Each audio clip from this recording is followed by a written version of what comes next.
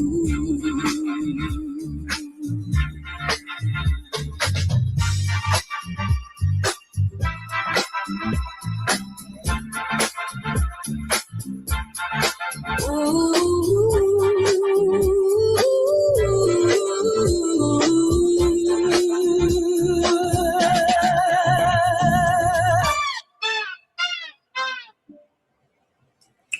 right, folks, we're going to get it started. Hello, hello, hello. Now we got some more folks in. You could put a one in the chat if you like the song, Sweet Honey, I put in there. All of that is AI, I must tell you. But it's all inspired by yours truly, R. Payne. You know what I'm saying? But anyway, you guys see the title we got going on here. And we've been talking about Karmelo Anthony ever since the verdict and before. The saga continues. And I just thought some things that I want to say on this. And I've been on some panels here on the Black Man Unfiltered Network. And we've had some good lives on this thing. So I just want to have one more. And this way, I want to put it the way I see it. I think Karmelo the world failed him at 4 levels. There's 4 levels of failure for my man. And we're going to go through each level.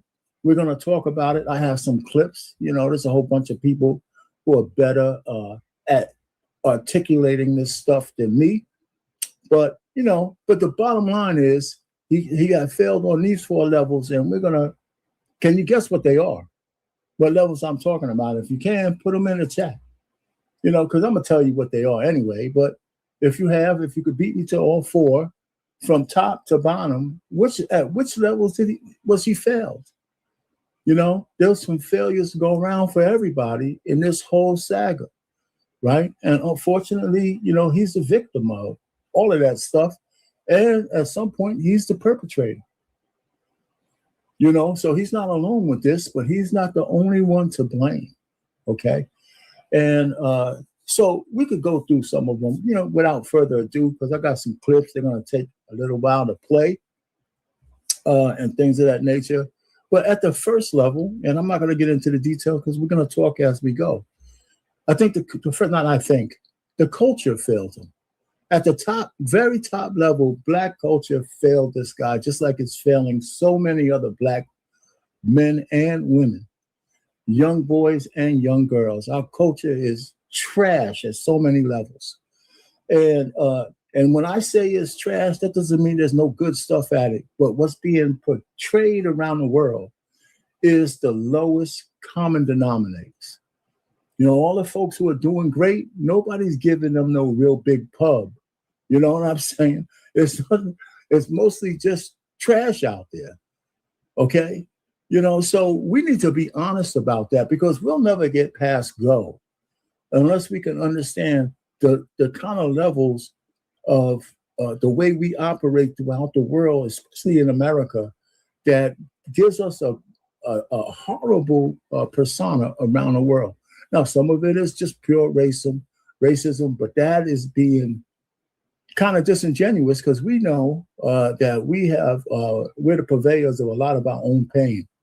We know that. Okay, so the community is hurting from our music to what is permeating all over the internet, our cultural war, our man against woman war. All this shit is trash, man. It all is. There's almost nothing good coming out of it. Nobody wants to be married. Nobody wants to have kids in wedlock. We just want to put more and more bastards out on the street. And we expect better results later on. And then if we're not doing that, we're going to the clinic and getting rid of them.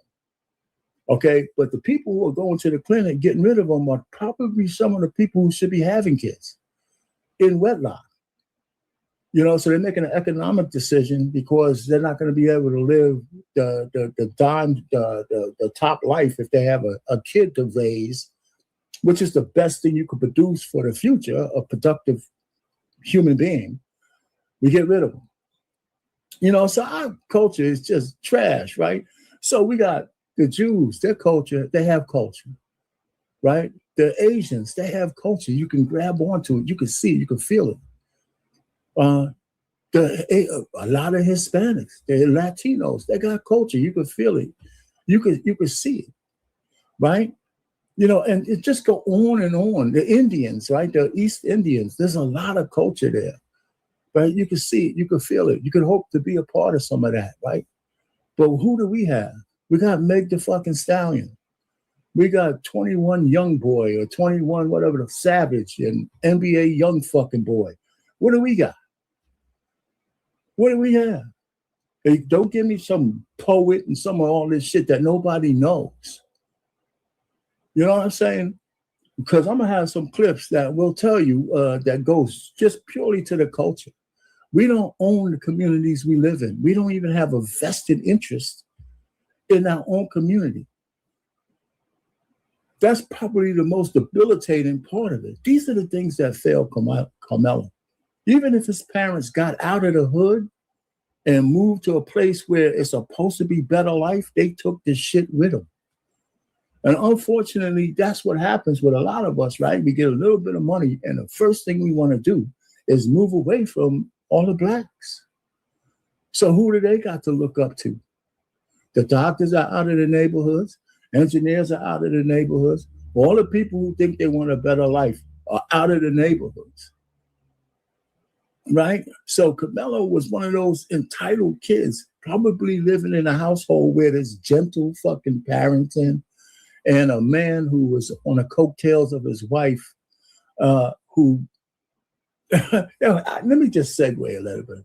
I got all this shit for you fucking people who hate baby boomers, who say that we were just coddling our women and all that. This is what I don't understand. You're the same people, especially the women, who said that all the women who got married back in my day were slaves to their men.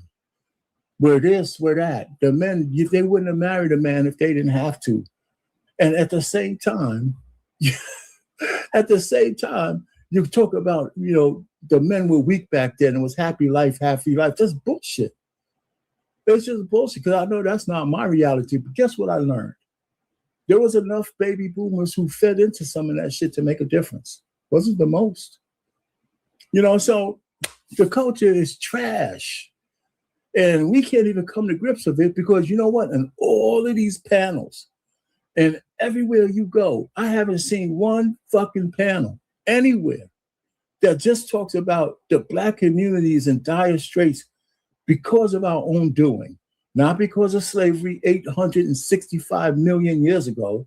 We're talking about right now, or we are some of the purveyors of our own downfall. And we can't, and it's so hard for people to admit that. That doesn't say that there's no racism and the white man and oh my God, the white man. Sometimes you just got to get tired of it. I bet most of you people have never faced real racism at all. Ever. You just heard somebody else tell you about it. So, all right. So the second level of people who failed this young man was his parents.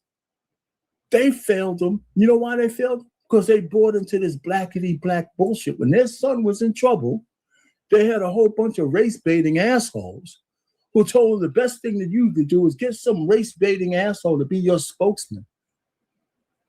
And I got a good clip to tell you why they cost Karmelo Anthony probably 30 years in jail. If they would have made one different decision, if the man was on his square and took the mic away from his wife and said, hey, honey, listen, I got this, and I'm going to be unemotional about how I'm going to handle my kid. But no, he's a pussy following around his wife like he doesn't know what he was doing. And she was making all the critical decisions because he wasn't able to stand up and say, hey, babe, sit your ass down. Probably not on camera, by the way. And say, let me handle this in some stoic fashion as a man. You know why men should be in charge of their households? Because we have the responsibility for the household. And some of you might get this, and some of you people might not get it. The worst position anybody could be in, man or woman, is to have responsibility with no authority. And there's so many black households, with the few that we have that are intact, where the men acquiesce their leadership to their women.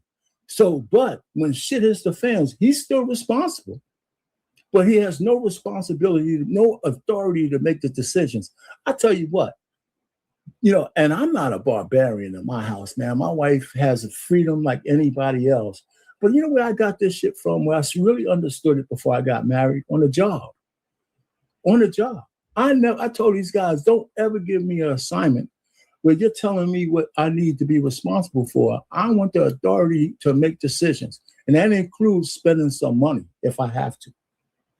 So I didn't take any jobs that I didn't have a budget and some people to help me.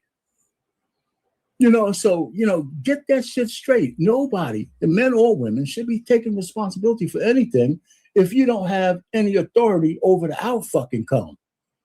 In too many Black households, the men have responsibility with no authority because they're pussies. Do you hear what I'm saying? Oh, my wife is going to leave me. Oh, my wife is this. You know what? You'd be better off. Anyway, so I'm just saying. So the second thing is his parents. I got some clips for that. The third thing was his lawyer. His lawyer was trash. You know why? Because they didn't spend the $600,000 they got on a lawyer. Whatever they did with the money, it didn't go to give them the best lawyer that they could buy. This guy was I don't know how bad. I don't want to disparage him. I don't know nothing about him. All I know is that he wasn't the best lawyer. Not enough objections, not enough character witnesses, not enough this, not enough that. Not even enough to understand that you don't ask questions that you don't already have answers to, especially from your own witnesses. And by the way, how did a murder charge get put out there anyway? I don't care what the DA said. They should have been negotiating the fact that, hey, listen, man, our case is weak. Maybe we should make a deal that says, hey, Karmelo, you might have to take a bid for manslaughter just so we could take first-degree murder off the table. And that might have had to be a plea deal, or they should have fought harder not to get that charge put in there at all, because that murder charge is based on just a few seconds of what they call premeditation. When he threatened that if you touch me, watch what happens. They based that whole murder charge on something that small, man. Anyway, man, you know what? Because I don't think he should be doing 35 years for first degree murder. Man, shoot, man, guys get off for a whole lot less than that, right? So there you have it. So does he have grounds for appeal? I don't think he's going to get it. I think people think that he's going to get it, but I don't think so. And we have an attorney. I have a lawyer that's going to come on as a clip. Not going to come on, but I got a clip of a lawyer that could tell us exactly why and exactly how Karmelo might not have gotten more than 5 years if his parents would have acted right and got rid of that shyster that they gave the mic to.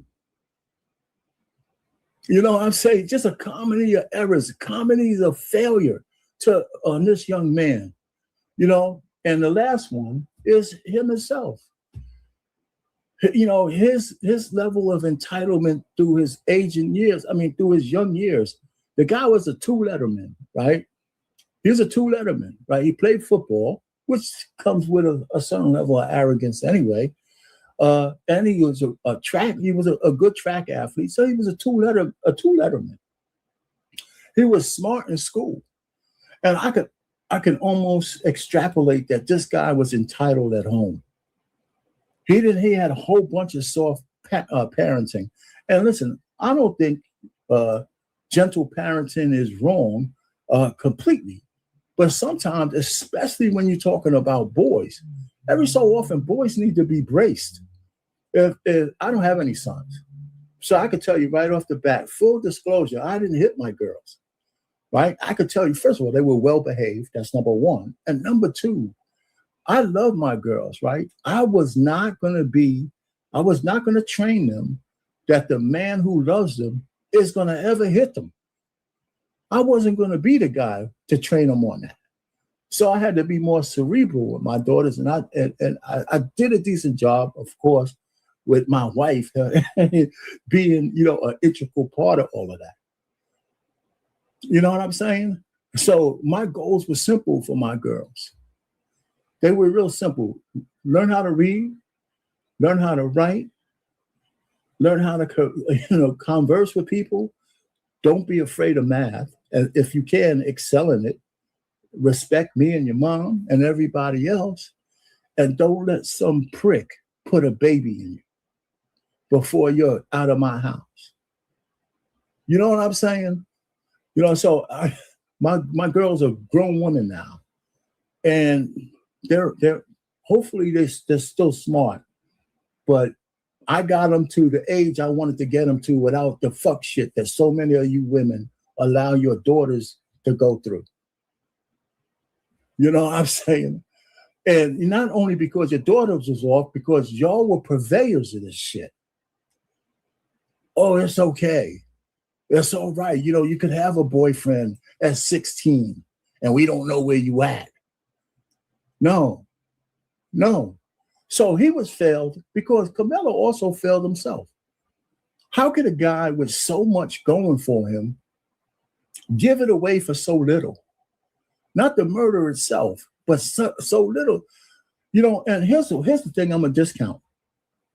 Here's the thing I would discount. The fact that he had a knife in Texas is not a thing. From everybody in Texas is armed. They walk around with guns. It's like a fucking Wild Wild West out there, right? So people have knives and all that kind of stuff. So it's always the intent of what you're going to do.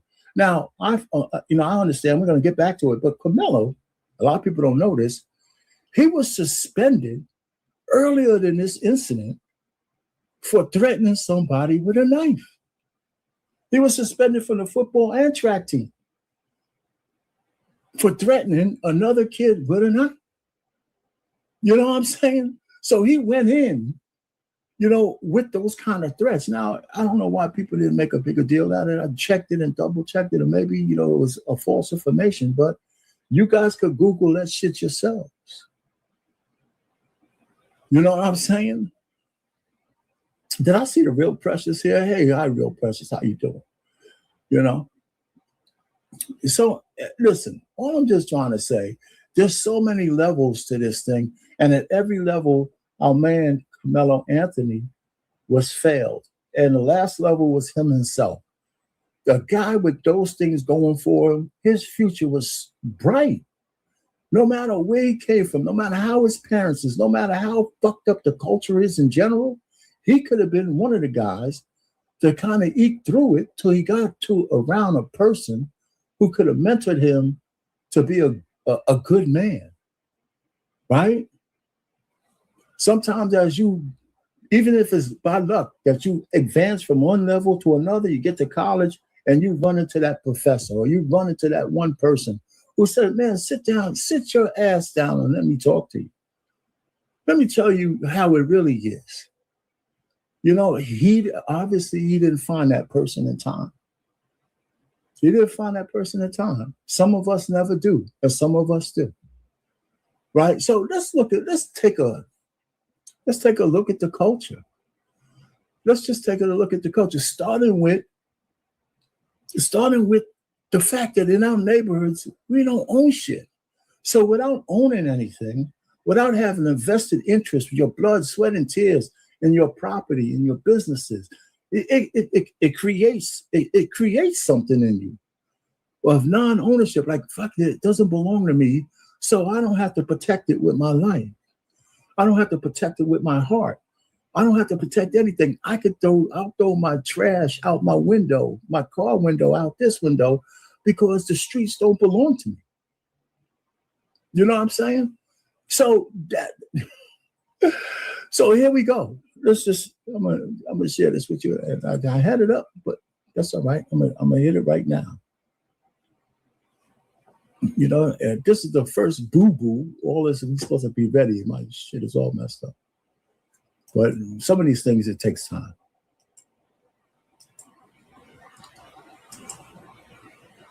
There it is. That's not it. There it is.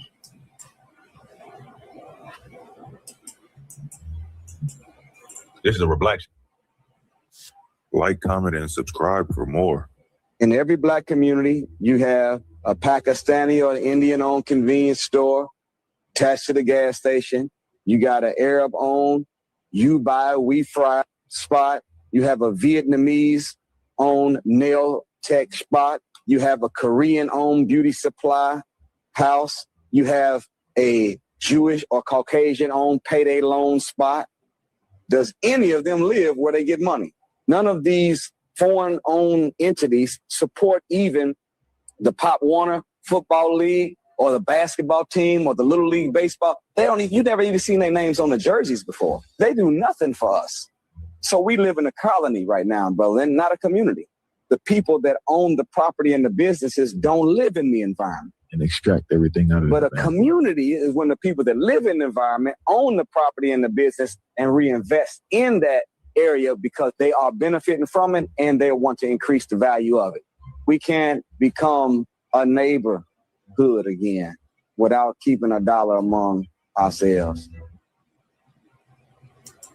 Because if all listen, okay, so just before we go on, does anybody disagree that because we don't have any ownership in our own areas, that it causes a mentality of, at best, detachment from what's actually going on, right? Because, listen, you don't worry, you're not taking the risk, nor are you getting the reward of having ownership and those kind of things. So you don't really fall in love with the neighborhood. Listen, one of the things I find with some people who actually want to elevate, when they move, they treat their stuff like gold, right? You don't want to move into an area where you buy a house and somebody next door to you is subletting all the apartments in their house. You don't want to live there. Or if they're bringing in Section 8 shit in your area. I heard Dave Chappelle threaten the whole town and got zoning changed because they wanted to put Section 8 in the areas where he bought all his property. So I don't know how true that was, but I believe him when he used that as a joke. But anyway, so here's some more about the cultural issues that we have. And this is just a snippet. All you walk away with today is the lawyer lost the case. You missed the entire point. Black culture failed Karmelo Anthony, period. Long before that jury sat down, the culture had already handed down its verdict.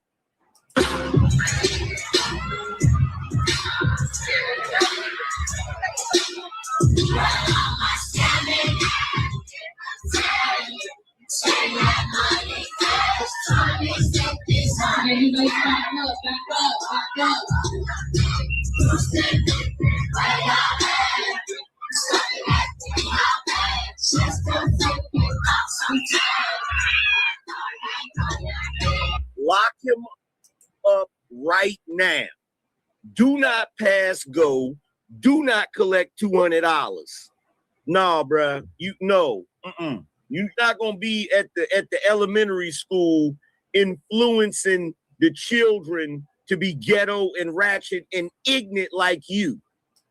All right. So, okay. How is this different? These are like elementary schoolers, right? They know every single word to this song. However ratchet it is, I don't know all of that. I didn't even go ahead and research it, so I get it. But it's bad enough when our average reading scores are subpar. Our math scores are subpar. All of these things are subpar, but these kids know every single word. I was going to put a short video here of when Meg Thee Stallion and the Latina chick, man, the one with all the babies and all the stupid shit that she does, and you did WAP, okay? I don't even remember goddamn Cardi B. It did WAP. And there was just a sea of young girls out there singing WAP to the top of their lungs with, cigarette lighters up there and flashlights on. And they're singing all the words to this ratchet song. All the words. You can't tell me that doesn't leave residue. I don't see any different from this guy going to elementary schools and Sexy Red and all this than a drag queen in their ratchet uniforms in front of third graders and fourth graders doing their shit. We're so self-destructive, and we just gloss over all of this shit. It's at some point, right? At some point, there's got to be a Uno reverse card on the shit that we accept. You have Black personalities online claiming that Black parents need to have conversations with their Black kids because of this guilty verdict, in the sense that they don't have a right to stand up for themselves. Yeah, it's that terrible. Let's start here. Let this be a lesson to us, especially to teach our young Black boys, because we have definitely seen this in our community where the slightest of things has touched off something that can't be. Are you guys, is anybody else out there who remembers Jamel Hill when she was likable and she had black hair and it was in a Black woman's hairstyle? Do anybody remember that? What she did on ESPN was I would give her credit. It's kind of legendary. And then she's digressed into this. Listen, we've had 60 years of people trying to raise women, trying to raise boys. This shit doesn't work. This conversation that you say we should have, I think fathers would have had these conversations with their sons if they had more access to them. And this is not really cutting edge stuff that she's saying, because of course, whether it's Karmelo stabbed and killed somebody, this is just basic shit you should be talking about to your kids on how to be good fucking adults. Reversed. And by the way, I don't think she has any children. And so she's lecturing people who do. We need to be having conversation with our young Black boys about emotional regulation and decision-making and discernment and wisdom. And those are not easy conversations to have in a world. They're very easy conversations to have. Maybe they're not good conversations, the easy ones for women to have. Right? Because you guys have had the cradle for a lot of years. So if you're not talking about this or handing these fucking kids over to their fathers, take some accountability for this shit. All the men you fucking guys hate right now are the ones you raised. All of them. Not all of them, but enough to make a difference. World that sees them the way that they do, but we have to have them to save them, to preserve them. We have to have them. You know what? She's right. We do need to have a conversation. But I want to have a conversation about what we're seeing on social media from BLM activists. Just look at your screen. There's a new disturbing social media trend of BLM activists posting edited images of themselves urinating on Austin Metcalf's grave, as you guys can see. Let's have this conversation, Jamel Hill. Let's do it. Let's talk about this. Will you call this behavior out exactly? What about this behavior? Will you call that out too? Probably not, right? Because again, Black people can do no wrong. And so who cares about accountability on our side of things? We only have to hold white people accountable, right? I'm sure that's our mindset. And it's just unfortunate that they're planting negative ideas in the minds of young Black men that they need to live their lives in fear. That is terrible. What do you want us to do? What do you want us to do at this point? What? I'm lost for where I don't know what to do. I got 5 boys. So this lady, I saw her live talking about she had 5 boys. And let me tell you, I don't know her personal life. And all I could think of when she said, I have 5 boys, is I could say, those poor dumb bastards, because I don't know if chances are they ain't by the same guy and she don't have no man in the house. And it's no way that it's hard enough to be a man raising 5 sons. but it's an impossibility for the average woman to be able to raise 5 boys, especially if they're out in the street yelling at a camera. I don't know what. I ain't got nothing to tell them no more. You can't walk away no more. What do you want us to do? I also had 5 boys. She doesn't know what to do after the Karmelo incident. Like what to tell her sons, guys. I'm gonna go ahead and try something. Today, boys, when you go out into school, don't stab any other kids. You think you guys can do that? You feel good about that, Lee? You feel good about that, Ace? Yeah. Oh, you're Aunt Cheryl. This is Ace. So, is that a good commitment from everybody? We're not going to stab any kids today? Hey, just What's going on, Trey? What's going on? What's good with you, okay? All right. I'm gonna stop it for a second. What you got to say, man, so far before I finish that one?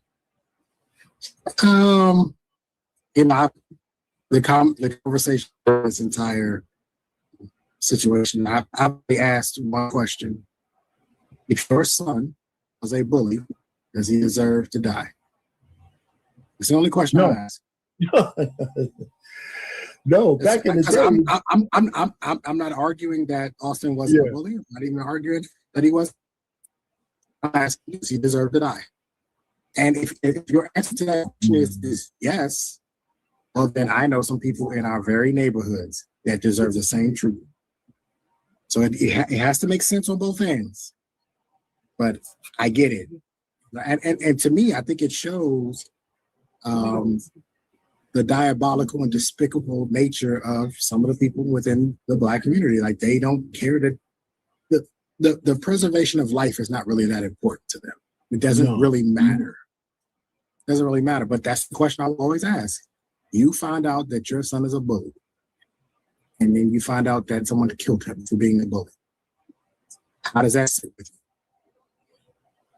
you? Yeah. Listen, I tell you, and you're right, though. He didn't deserve to die.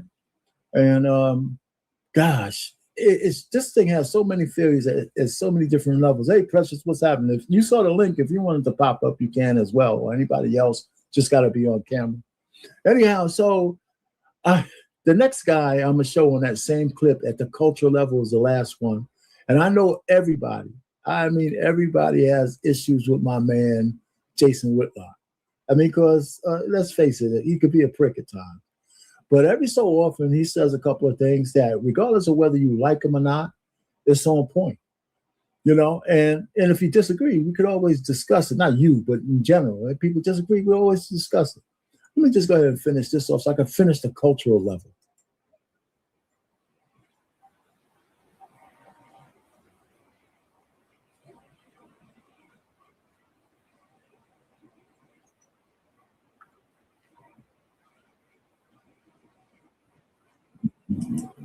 predict or see coming, and it doesn't undermine what I said earlier, like, hey, there's not going to be looting and rioting, blah, blah, blah. But there has been something almost nearly as bad. People are rioting and looting their brains online. People are saying crazy things in defense of Karmelo Anthony. And I think it points to a delusion that is popular among women, and particularly Black women, a rejection of the consequence of a matriarchal culture. And so they can't acknowledge that they've created a matriarchal culture that's toxic and dangerous and lethal and damaging. They can't acknowledge that. And so they're saying really ridiculous things, defending Karmelo Anthony because they're defending this demonic culture that Black people have adopted, Black people have been baited into, and now in order to defend our racial idolatry, we have to defend some of the dumbest, most repulsive behavior on the planet.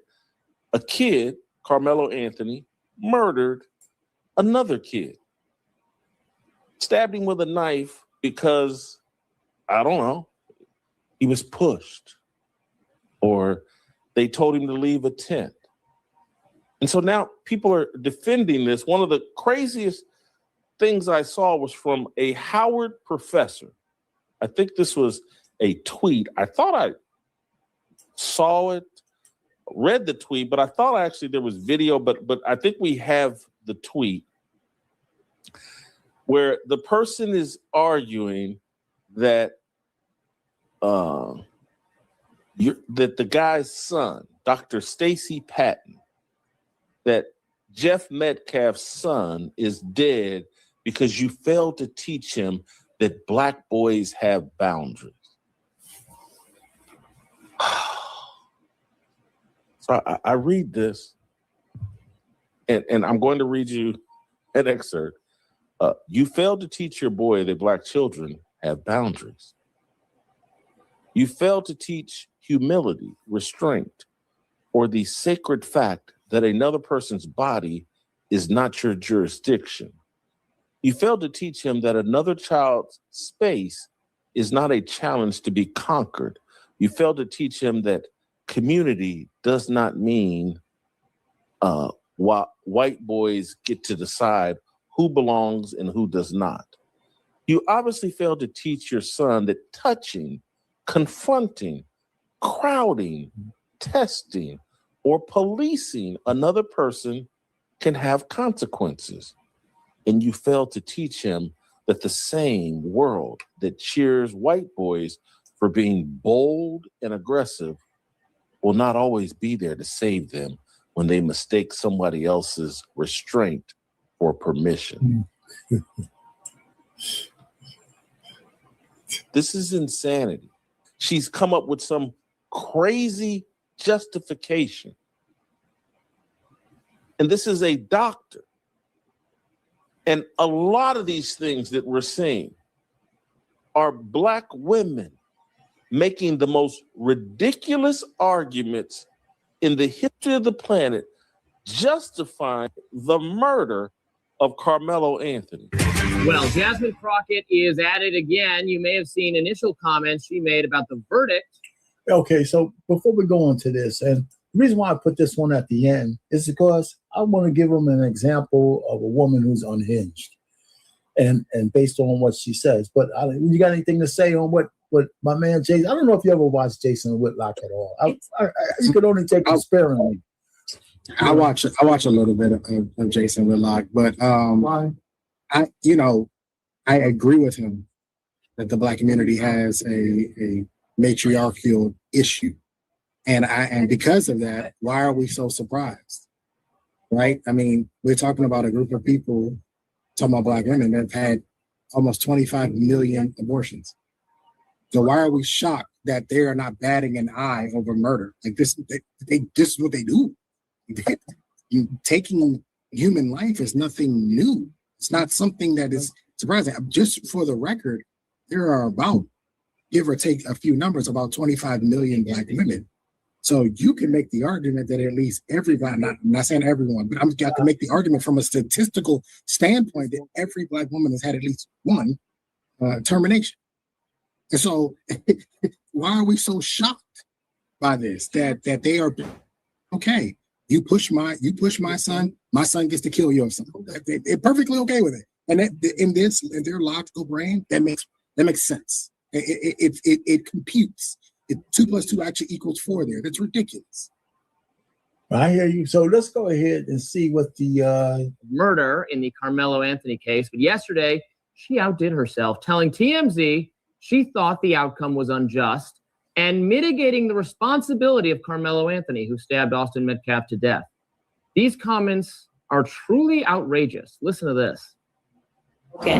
And what we saw with that verdict is the evidence of a broken system. Now listen, from everything that I understand, which I wasn't at the trial because obviously I got a day job, but it's my understanding that Karmelo ended up stabbing puncturing. I don't know what this tool was that they talk about, knife, or some refer to it as a tool. It was a knife. Let's just pause there. If the tool in question was in fact a knife. It was a knife that Karmelo Anthony, a black teenager, used to stab Austin Metcalf, a white teenager, at a track meet in Frisco, Texas. The races of the murderer and the victim are not at all relevant, and I would not bring them up even, except that it's relevant to what Crockett is claiming here. She continued. He ended up hitting Austin one time, and it was about where he hit him. One time, 2 inches. This wasn't someone who said, hey, let me stab you 5, 6, 7 times. And so when you're looking at the punishment range, there's a reason in Texas that it goes from 5 to 99 or life, because you are looking at how intentional, like how bad was this? 35 years? The question of how bad was this is answered not by counting. You know what? I want to just stop there for a second, Trey. What about the verdict? First of all, I think manslaughter would have been a more appropriate charge. But what do you think? Because they used just a small window to say it was premeditated enough for them to get the bigger charge, and obviously the jury agreed. So, but is that his lawyer who should at least say, "Hey, listen, we're going to lose this case based on what I know about you and where you were. That maybe we could plea out and just get manslaughter and take that whole murder charge off the table." I mean, can I tell you what I would have done if I was this boy's father? Yeah, go ahead, man. This is what I would have done. And I would have pissed Austin Metcalf's family off until, I don't know, they would have been mad for a very long time. If I would have found out that my son had stabbed his bully to death, I would have had a conversation with him and I would have told him, son, you're going to prison. I don't know for how long, but you're going to prison. What I want you to do is I want you to plead this out and get the least amount of time you possibly can, because if you take it to trial, they're going to throw the book at you. It's exactly what happened. What I would have then done is the money that they raised, I would have invested that money. and had he done 10 years, right, 12 years, by the time he would have got out of prison, my son would have been a millionaire. Now, what would have pissed him off more? Him doing 35 years or my son doing 10 years and coming out of jail and being a multimillionaire and having a life while your son, and I'm not urging this, but while your son is still deceased, my son is alive and is a millionaire. That's how I would have done it. At some point in time, we have to look at this and say, he was never going to win this. Where there was no evidence that ever showed he was going to win this case. And so I think his lawyer, either his lawyer didn't try hard enough, or he ignored his lawyer and told his lawyer, this is what we're going to do. But I think his lawyer at some point in time had to tell him, Art-Payne. I agree. But I wonder how much the race beta that they had, following, trying to, insert himself into this guy who was a baby shaker. And I got more on that when we get to the parents. but it's Texas though. It's not going to work in Texas. I know. I hear you. It's just bad. Let me see all right, let's finish this off.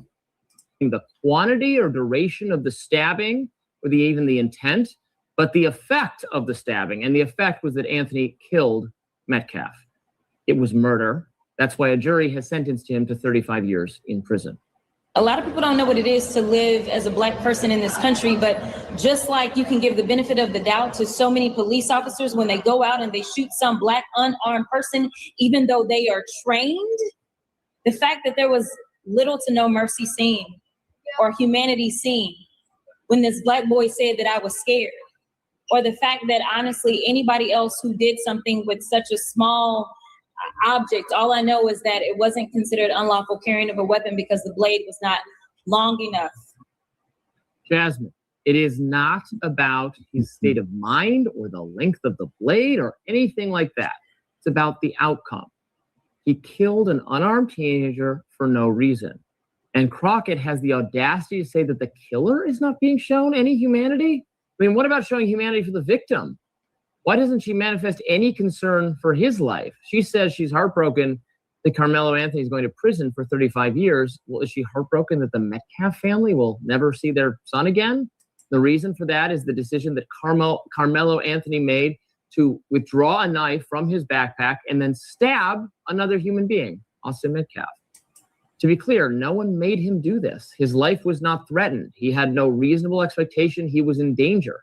He had every option to exit the situation he was in. Instead, he chose to attack and kill the teenager who had asked him to leave the tent. There you go. Yeah, but I don't, one thing I don't like this idea that Austin wasn't like he was like softly, like, would you guys please? Oh, Would yeah. you mind? Like, I don't like that. Like, we know that's not how it went down. Like, we know that's not how it went down. Like, Yeah, it was, I agree. It was disrespectful. Like, I hate that part of it. They keep trying to make it seem like it was some simple little, would you mind just kind of like not leaving, not being here? Like, no, like, that's not how it went down. No. I mean, but one of the things is that in my day, your day, teenagers understand when they're in somebody else's boundary.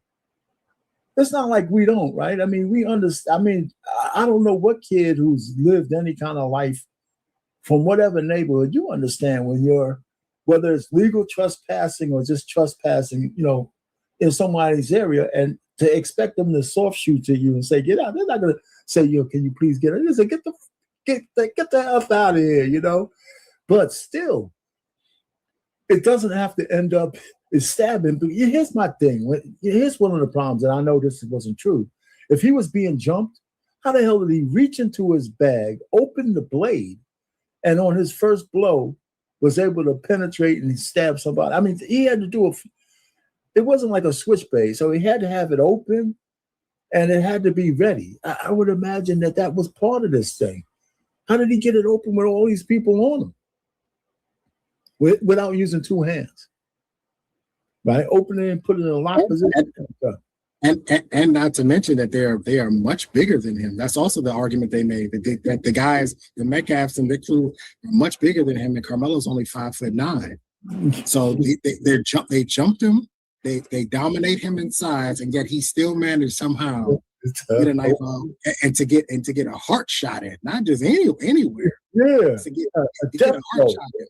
And let me tell you, even if it wasn't a knife, he had to, if it was just a punch, that would have been a great chest blow, because it had to be a good punch to get past the bone into all of that stuff with what they call a pocket knife, unless it missed, do a rib or something. Anyway, let me go ahead and continue this thing, because I want to go ahead. So now we're at the parents, okay? So I believe we're at the parents, right? We went through it. No, we're at the lawyer, I believe. No, the parents. We're at the parents. Okay. Let me go ahead and get this started. All right, Payne, while you doing that, can I say something real quick? Sure. And what's up, Trey? My brother Trey, what's going on, boy? What's going on? So I want to say this, man. I have 3 sons, and I've just been thinking about this since we had the other big show the other night talking about this. Man, listen, I'm here in Texas, and I'm telling you, this is a gun-toting, knife-carrying, everyday teenage boys, got their knives on their hips, they mossy oak on, they walk around here like they're deer hunting 24 hours a day, 7 days a week. This is what it looks like every day, right? So that's one point. The second point is, I'll go to these gun shows, I'm buying bullets, I'm going to buy guns, and man, I'm seeing grown-ass men in line with their 12-year-olds, buying them assault rifles, buying them 9mm, buying them 38s and 380s. And like, these boys are ready for war at 13. They ready to kill up some shit, right? My thing is this: why are they teaching their boys that, and we're teaching our boys to? I was watching a video. I'm gonna send it to you. I'm gonna see if I can send it to you before the show over. But I'm in the thing mall with my daughter right now. But it's a boy walking down the sidewalk. The white boy says something to him. The black boy turns around and walks away from the white boy. The white boy runs up behind the black boy, punches him in the face from behind. The black boy turns around, beats the living shit out of him, stomps him out. bust all his teeth, break his jaw. Now they're trying to charge him with attempted murder. Yeah, you know what? Listen, you know what? You're gonna drive yourself crazy trying to find all these things, man. You know, I'm telling you, it's unfortunate. Hopefully, the guy gets a good lawyer to help him out. But you know, I mean, these are the kind of things. But one of the things, I don't know if you missed this, BMU. I said in Texas, and I'm not even there. I said, you know, this whole notion that he had a knife. I think his lawyers should have been able to get that shit down. Everybody has a fucking knife. Everybody's goddamn armed and all that. We can't say that he was premeditatedly wanting to help. Everybody has a knife. I bet you if I pulled everybody in the jury room, in the courtroom, the only reason why they don't have a weapon is that it's in the bin outside. And let me tell you something, Arpan. Let me tell you this. I'm gonna let y'all cook. And if I get home and you still on, I'll hop on with you. Right. All right. But my sons, my three boys. My youngest boy is 14. All right. Okay. His brother got into an argument at the school. Uh-huh. And my son was in middle school. The high school is right next door. My son, my 15-year-old, got jumped by a few boys out over a basketball game. My 14-year-old, my daughter texted my 14-year-old and said, my 14-year-old left the middle school. It was a white boy. It was some white boys. Left the middle school, walked over to the high school, walked up the staircase in the classroom, and proceeded to whoop this 16-year-old's ass. My boy's not playing. My boy's not bullshit. My boy's ready to battle. And my boys ain't walking away. I'm not teaching my son how to be no bitches. If it's a situation where you can move out the way, move out the way. But other than that, if my son, I told him, don't ever turn your back on the enemy. Don't ever bitch out. If they hit you, put your hands on you, do your best to fuck them up. Well, let me put it to you before you go. If you were in it, hopefully, God, you won't be in this situation. But how much talking would your wife do if you had cameras and all that shit, and you're there? She ain't gonna do no talking. What you mean? I mean, if you had to defend your a situation, had to talk to the media, you had to do anything. If it's something arises, you're not going to defer to your wife to answer these questions. Absolutely not. Right, and so that's what I'm saying. The doofus was there. He's deferring. He's doing all this kind of shit, man. He was, first of all, so many different men. All they couldn't get past how much of a loser the father seemed like. You know what I'm saying? So, yeah, it's been too long. It's just time for men to stand up and start saying, "Listen, sit your ass down, honey. I got this." Anyway, so let's go, Trey. Let's see. Here's the parents. Why is it? There it is. It's in our children. It's not working. What we thought was right, Black America, has who's we, white man? Not work. It ain't gonna work, and it is not going to work because it ain't supposed to work. I do not believe in just beating on your child. That is not what I'm saying. But what happened, Black America, is when we took discipline away from our children and decided to be their friends, it literally... Hey, Trey, who is she talking for? Who is she talking? You know what I'm saying? When she said we, who the hell is she talking for? I don't know. I don't know. We got discipline in my house, and you can catch these hands. I had a conversation with my daughter the other day. She's 7 years old, and I said, "Don't think because you're a girl and you're 7, you can't get spanked too. You can get this work just like your brother can." This is also. I mean, when I heard her say that shit, here's the thing that's so disingenuous about women. She's thinking about women. Because I don't know how many. Unfortunately, there's too many men who signed up for this gentle parenting thing. Like this, what's his name, Torre or whatever. I thought he was gay. I didn't even know he was married with kids. But he's a gentle parent kind of thing. And the culture who went into our kids all fucked up because none of them understand discipline. I don't have any sons. But you know what the thing is? The thing is, our pain. Every parent thinks that gentle parenting is going to work until their kid is born. like I thought, oh, I'm not going to have to be like how my parents were to me until I met my son. I'm not going to have to be that. Well, I was prepared for my daughter because I had my son. Once you realize This shit don't work. This gentle parenting stuff does not work. Yeah, unless your kids are just have a disposition where you can't raise to the level where they need like spanking. But with a boys in particular, right? There's an age for every son, I believe, that he'll get to the point where he's gonna buck up against his father. And that's when he needs to be braced. You can't talk that shit down. Like BMU said, he told his son, listen, man, get those gloves and let's go into the ring. And I'm gonna beat you. You know what he said? He said, you know what I'm saying? Let me address this clown in a chat real quick. Yeah, You damn ahead, right I hit my. You damn right I'll spank my 7-year-old. What I do in my house is what I do in my house. If you don't want to spank your 7-year-old, then you don't do it. And we'll see how they end up in the end.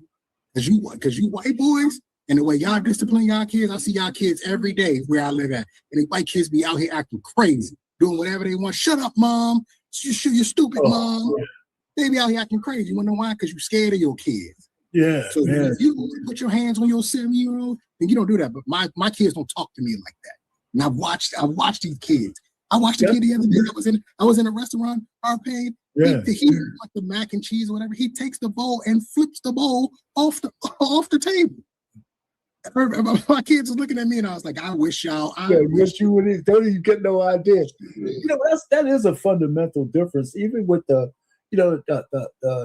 bad parenting on the black side, there is no level of disrespect that is equivalent on the black side that those kids have for their white parents. It's absolutely absurd. They'll say anything, they'll do anything, they'll drop F-bombs on them, and the parents look like they're helpless to do anything. And that shit hasn't helped society at all. Because they're scared of their kids. They're terrified of them. So these clowns in the chat, by the way, I need to remind you, more white people in prison than black people. Just want to remind you of that. Because you guys love to play that, oh, well, you'll catch a charge before you're 18. More white people in prison than black people. And you guys murder each other at a higher rate than we do, too, if we want to talk about statistics. Yeah. I think they don't look at their own statistics enough. It put us in the conundrum that we are in today. And until Black America start to really think about it, when I say discipline, it don't have to necessarily mean popping your kid. I mean discipline as a whole. We don't discipline our children at the ages of 2, 3, 4, 5, 6, 8, 9, 10, 11, 12, and 13. So then when they hit puberty, at 14, 15, 16, 17, then when you want to try to implement the discipline, this is when the children give you all hell. And what I'm telling y'all is all this gentle parenting, all of this trying to do like them clears do with their kids, it has not worked. You know what the funny thing is, Trey? Is that what she said? That, when the kids are teenagers and shit, you want to turn them over. That's what women do. After they fucked up their son's life, they want the father to come in when the kid's already a teenager. No, they don't. Because I was in law enforcement and I did this job for 14 years. You know what they do? They call the police. That's what they do. They call the police. I know, because I went into these houses every night. They call the police. There is no dad to turn them over to.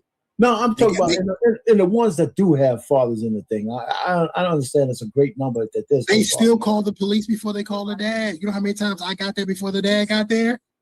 Unbelievable. And I can actually look at them and say, and I remember I've asked many moms, why did you call us and you called the dad at the same time? Why didn't you just let the dad have the list? Because I thought I should call you.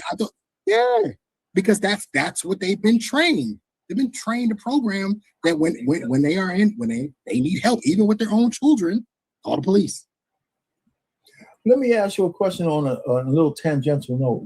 Listen, one of the laws that has to change, or something that has to change for fathers that's in the mix, there's got to be some way where it's mandatory that if a woman has early charge of the kid, once he's weaned or once they're in regular preschool or kindergarten, that some way the father should become primary caregiver.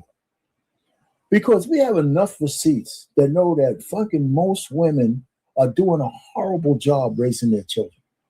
They don't think they are, but society is telling us that, especially in the Black community, that they do it, because we know 75% of kids in single parent household, what's it, 50, 60% of them is probably with just a woman run, you know, and the receipts are there. I mean, we don't even need to do some kind of extensive study. They're doing a horrible fucking job, you know, and don't give me the one football player that becomes a millionaire, right? That's one in a blue moon. I don't know. What is that? I mean, how do we make some? I don't think we could make that happen. Do you see anything like that ever happening? Because there's a level of control that they would have to give up, a level of money, a level of this, and that shit ain't going to happen. So I don't know how we turn this around. What state was that? Was it Tennessee or Kentucky that it automatically just went to 50-50 custody? I think that should be that should be the automatic. That should be the automatic answer. If a father can't be in his child's life, he needs to go to the court and say, "Hey, I can't do this." But outside of that, he needs to have 50%. And there's some reason why he can't. Maybe he works, a lot, 12 hours, whatever the case may be. You can figure it out once you get in the courtroom. I wouldn't want these guys to go in the courtroom. I've been in the courtroom. It's not a fun time, but I would say it should be automatically 50-50 off. Listen, and here's the thing. Here's what you're talking about, R-Pain. Well, back in the day, that's actually how it was. If the woman doesn't want to be in the marriage anymore, in the relationship anymore, she's the one that left. He was the one that was typically left with the kids. Go watch. I was watching. I think it was James Brown. It was one of the James Brown movies, and that was sort of, or maybe it was Ray, but it was either one of those. It was one of the school movies, anyway. And that's how it happened. She got mad, and she left him with the dad. Typically, that's how it used to be. That's right.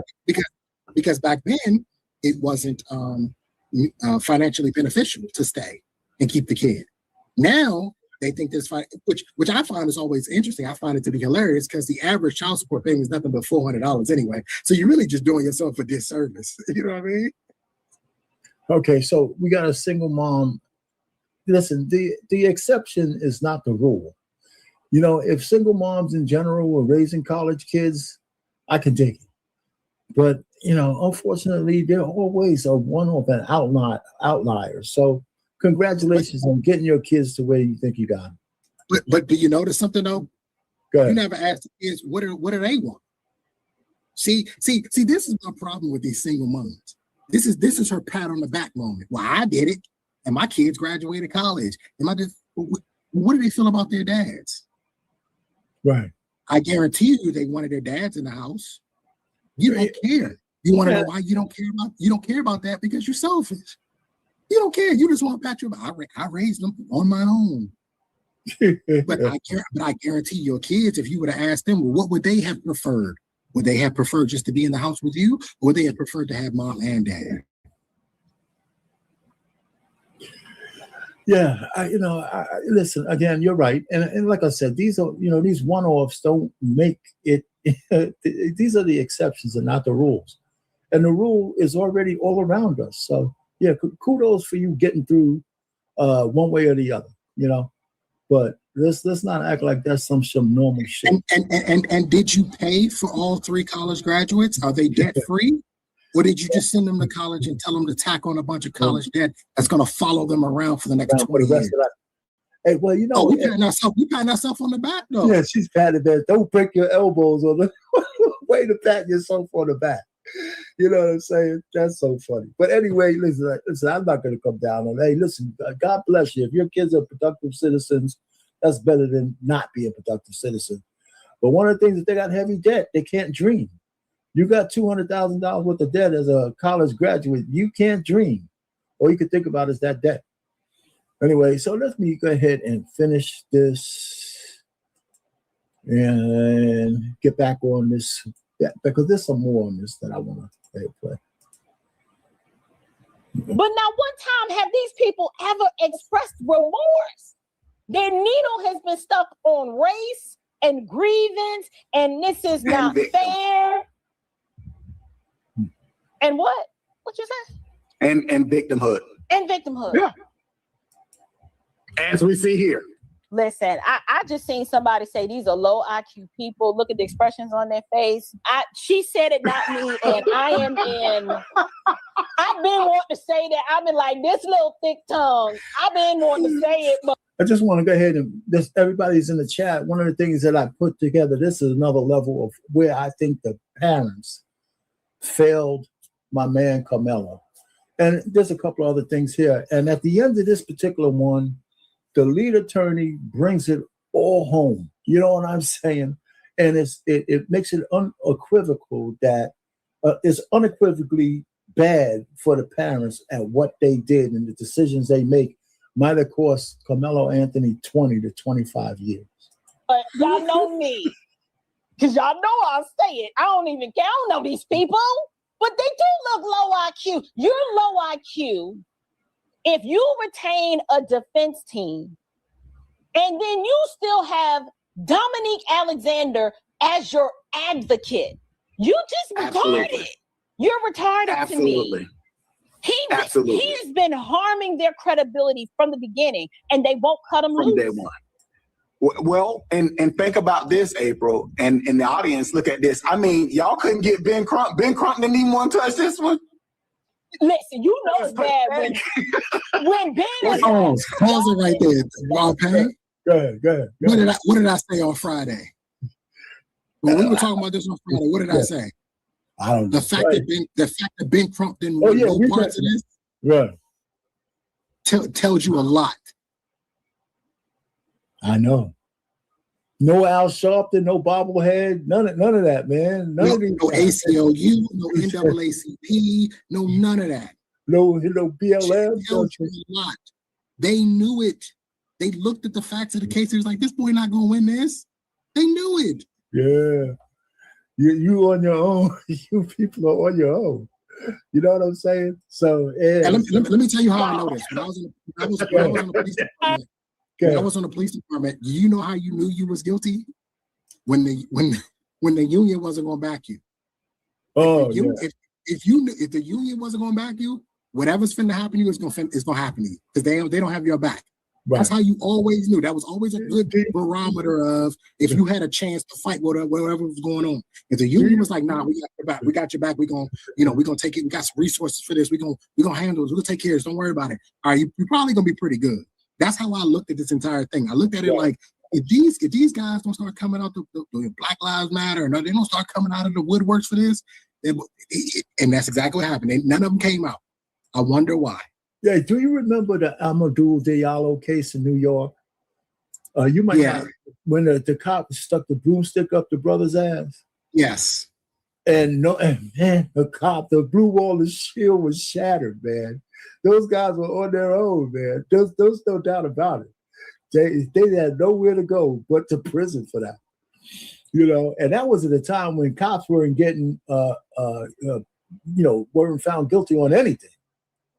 You know, so that was a watershed thing in New York. I can't fix this. I mean, where's Al Sharpton? He ain't come out there talking about they knee being on Karmelo Matt. I mean, you got the race baiters of race baiters said, nah, we ain't getting involved. You got to take the JV team, and you get Alexander with the JV bootleg now actually. Your sentence, how did he put up such an awful defense? I'm talking about Karmelo Anthony. It's because his parents were awful and his parents, not very bright. I'm just keeping it 100% real. Not very bright. And so not very bright parents working with a defense attorney and working with a small child that's getting, or small child, but a young person that's getting bad advice from his parents. The other thing that has never added up to me, and particularly after hearing the father talk, he's allegedly some kind of car salesman. And if the way he's articulated himself in these interviews is how this man normally talks, I'm like, are we sure he's a car salesman? And if he is a car salesman, like, what kind of cars is he selling that's justifying him living out in Frisco, Texas? And I'm about to go where no man has gone before. But the mentality of the father and the mother of them pretending like, will someone put their hands on my child and therefore my child has the right to stab them? That's a mentality. That's a street, ghetto, prison culture, drug dealing mindset. What do you think about that? It's definitely a mindset of the Black community. I don't know if it's particularly just strictly to, street. I think it's probably more to impoverished neighborhoods. I think if you go to any impoverished neighborhood, that's going to be the mentality, because everything's like a fight uphill. You know what I mean? Like everything's a fight. You got to battle for everything. And so there's this idea, like, if you touch me, I'm going to hurt you. You know what I mean? It's one of those things. But I don't think it has to do with. I don't agree with him on that. I think that I don't agree. What you're saying is more broad than what he said. I mean, it's that because that environment that you just is broader than, because everybody in the hood, they might not be, criminals or anything, but and everybody in the hood, our pain ain't tough. Well, there's no doubt about that. A lot of people live in fear and they just want to get home every night. And so I've heard the story that the father is a car salesman. Car salesmen usually have to be pretty clever, pretty persuasive. They're not dumb idiots. I know who is. I know who, like rappers, people that buy into prison culture, people that buy into drug dealing culture, people that buy into ghetto culture. Those aren't very bright people. And those are people that believe like, oh, you put your hands on me, I get to kill you. I get to overreact in a violent, dangerous way to putting your hands on me. Only idiots would believe that. And you have to exist in an idiot culture. And so when I start thinking, what were they doing living in Frisco, Texas? A car salesman who's this stupid? Just doesn't add up to me. And it just makes me wonder, what all were they off into that would justify the mentality of like, don't you put your hands on me? I've been disrespected. You put your hands on me. You asked me to step away from a place where I don't really belong, but you're of no authority, and I have to be rebellious against authority. Shout out to lead attorney, the big homie. Hey, listen, this one here, man, is, I don't know if you saw this clip, the lead attorney brings this shit home on what he says from his analysis could have happened. And they had an opportunity to actually endear themselves enough to the victim's father that would have made a difference. But, the lead attorney explains shit pretty well, man. This is a couple of minutes here. That's like 8 minutes long. We'll stop and start. Let's go. Many of you were surprised at a point that I made. Oh, by the way, this was a full year. Can you put it on? Can you speed it up? Yeah, I'll try to do that. This was a full year before the actual thing. So let me see if I can speed this up. Where is it at? I should be able to speed it up. Playback. No, I don't see the speed. Playback speed. It should be right there. It said playback speed. Okay. Yeah. All right. And then 1.9. 1.5. 1.5. 1.25 should be good. Okay. Let's hear what it sounds like. In my last video on how Karmelo Anthony's family has actually costed Karmelo extra years in prison. So many extra years. You wanted me to expound on that further because you had not heard anyone make that point. Well, that's why I'm here. I'm giving you the perspective, not of a YouTuber reacting to news, but of an attorney who's practiced for more than 20 years. This is behind the scenes info. So let's get to it. Now, let me explain on how Karmelo's mother basically sentenced her own son, Karmelo, to an extra 10 to 30 more years in prison, and what she can do about it now to try to fix it. So this was literally before the trial ever got started. This is last year this time. So just think about what has happened as he's telling this. Now that we're looking back at this, in the rearview mirror, hindsight is 2020. Just think about what he said, and you're like, a lot of this is very uncanny. And could the Anthony family have done some of those things to kind of apply what we saw in scripture in this situation? I think we could have. Explained in my last video that Karmelo's mother apparently hired a family spokesperson, one Dominique Alexander. This Dominique calls himself a minister of justice, whatever that is. Dominique is. Well, you know, so he made it a point to say it was the wife who hired this guy, not the husband. That's telling. Yeah, exactly.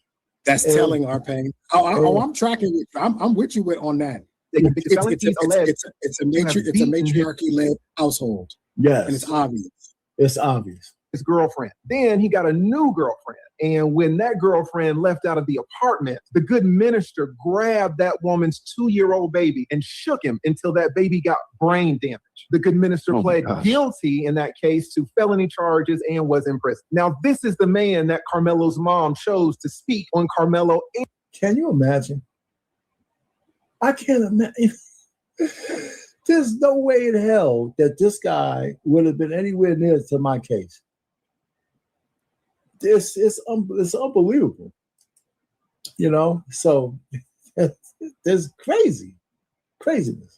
And the family's behalf, the good baby shaking minister. The minister did exactly what you would expect a convicted felon to do when handling Karmelo's case. He absolutely destroyed it. How? He ostracized the most important person in Karmelo's case. Now, who is that? Is that the judge? No. Is that the prosecutor? No. The most important person alive in Karmelo's case is actually Jeff Metcalf, the father of the young man that Karmelo Anthony killed, Austin Metcalf.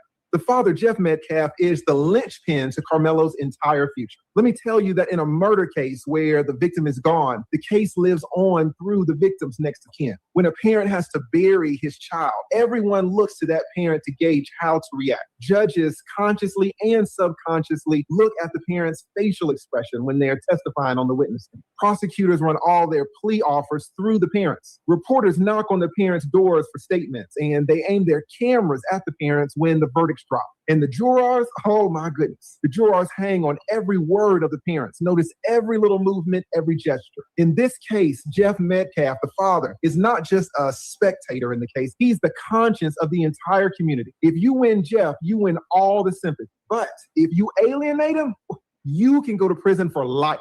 Months ago, Jeff Metcalf, the father, he did something unthinkable. Reporters, as they always do, shoved a microphone in this grieving father's face and asked him, how do you feel about this Karmelo Anthony? You know what he said? Jeff Metcalf said, and I quote, you know what? I've already forgiven this person. Already. Wow. Now, that is amazing. It's amazing that Jeff would have the strength to do that because I would be incapable of that. The maturity, the wisdom, the strength, I just would not have. Now, that baby shaking. So think about it.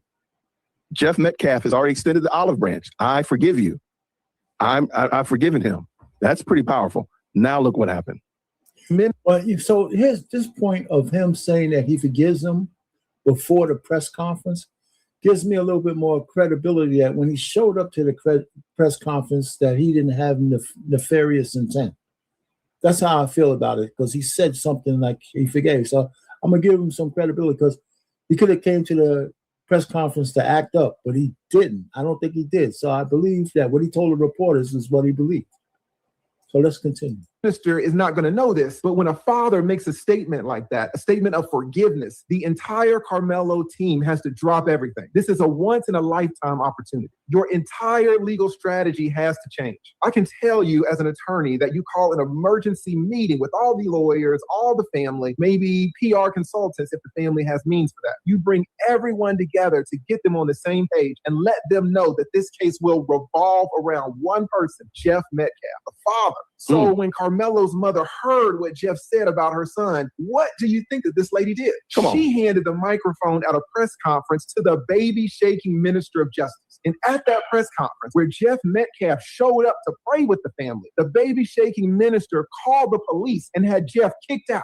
Like, you know what he's thinking? You know, the lead is so good, man. He doesn't waste time. He's the baby shaking minister. That's the guy's name. Ain't that something? A convicted felon. He's there. He's at fault, man. Who knows how the outcome would have came? But my man would not have gotten 35 years if this guy had a conversation with a working father in a Anthony household.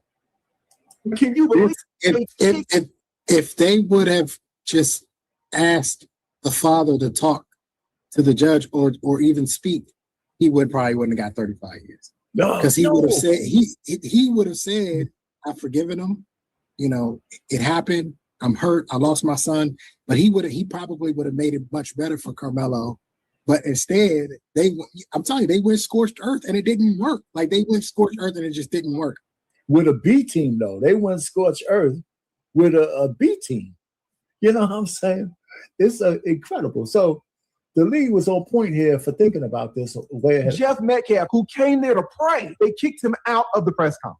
The entire spectacle went viral within an hour. Do you know what else? Karmelo Anthony's prison sentence was prolonged by 10 to 25 years within that same hour. Now, why do I say that? What did the family show Jeff in that instance? Jeff, the father. They showed Jeff that there was no remorse. They showed Jeff that there would be no mutual prayers. There would be no reconciliation. Showed that man nothing but hostility and aggression. The same hostility, the same aggression maybe that was at that track meet that fateful afternoon, that was under that tent. Some of you are not going to appreciate how important this father is. You just don't know how these criminal sentences work. I see your comments on YouTube and Twitter. You think, oh, this person killed that person, so put the killer in prison and throw away the key. Put him there for life.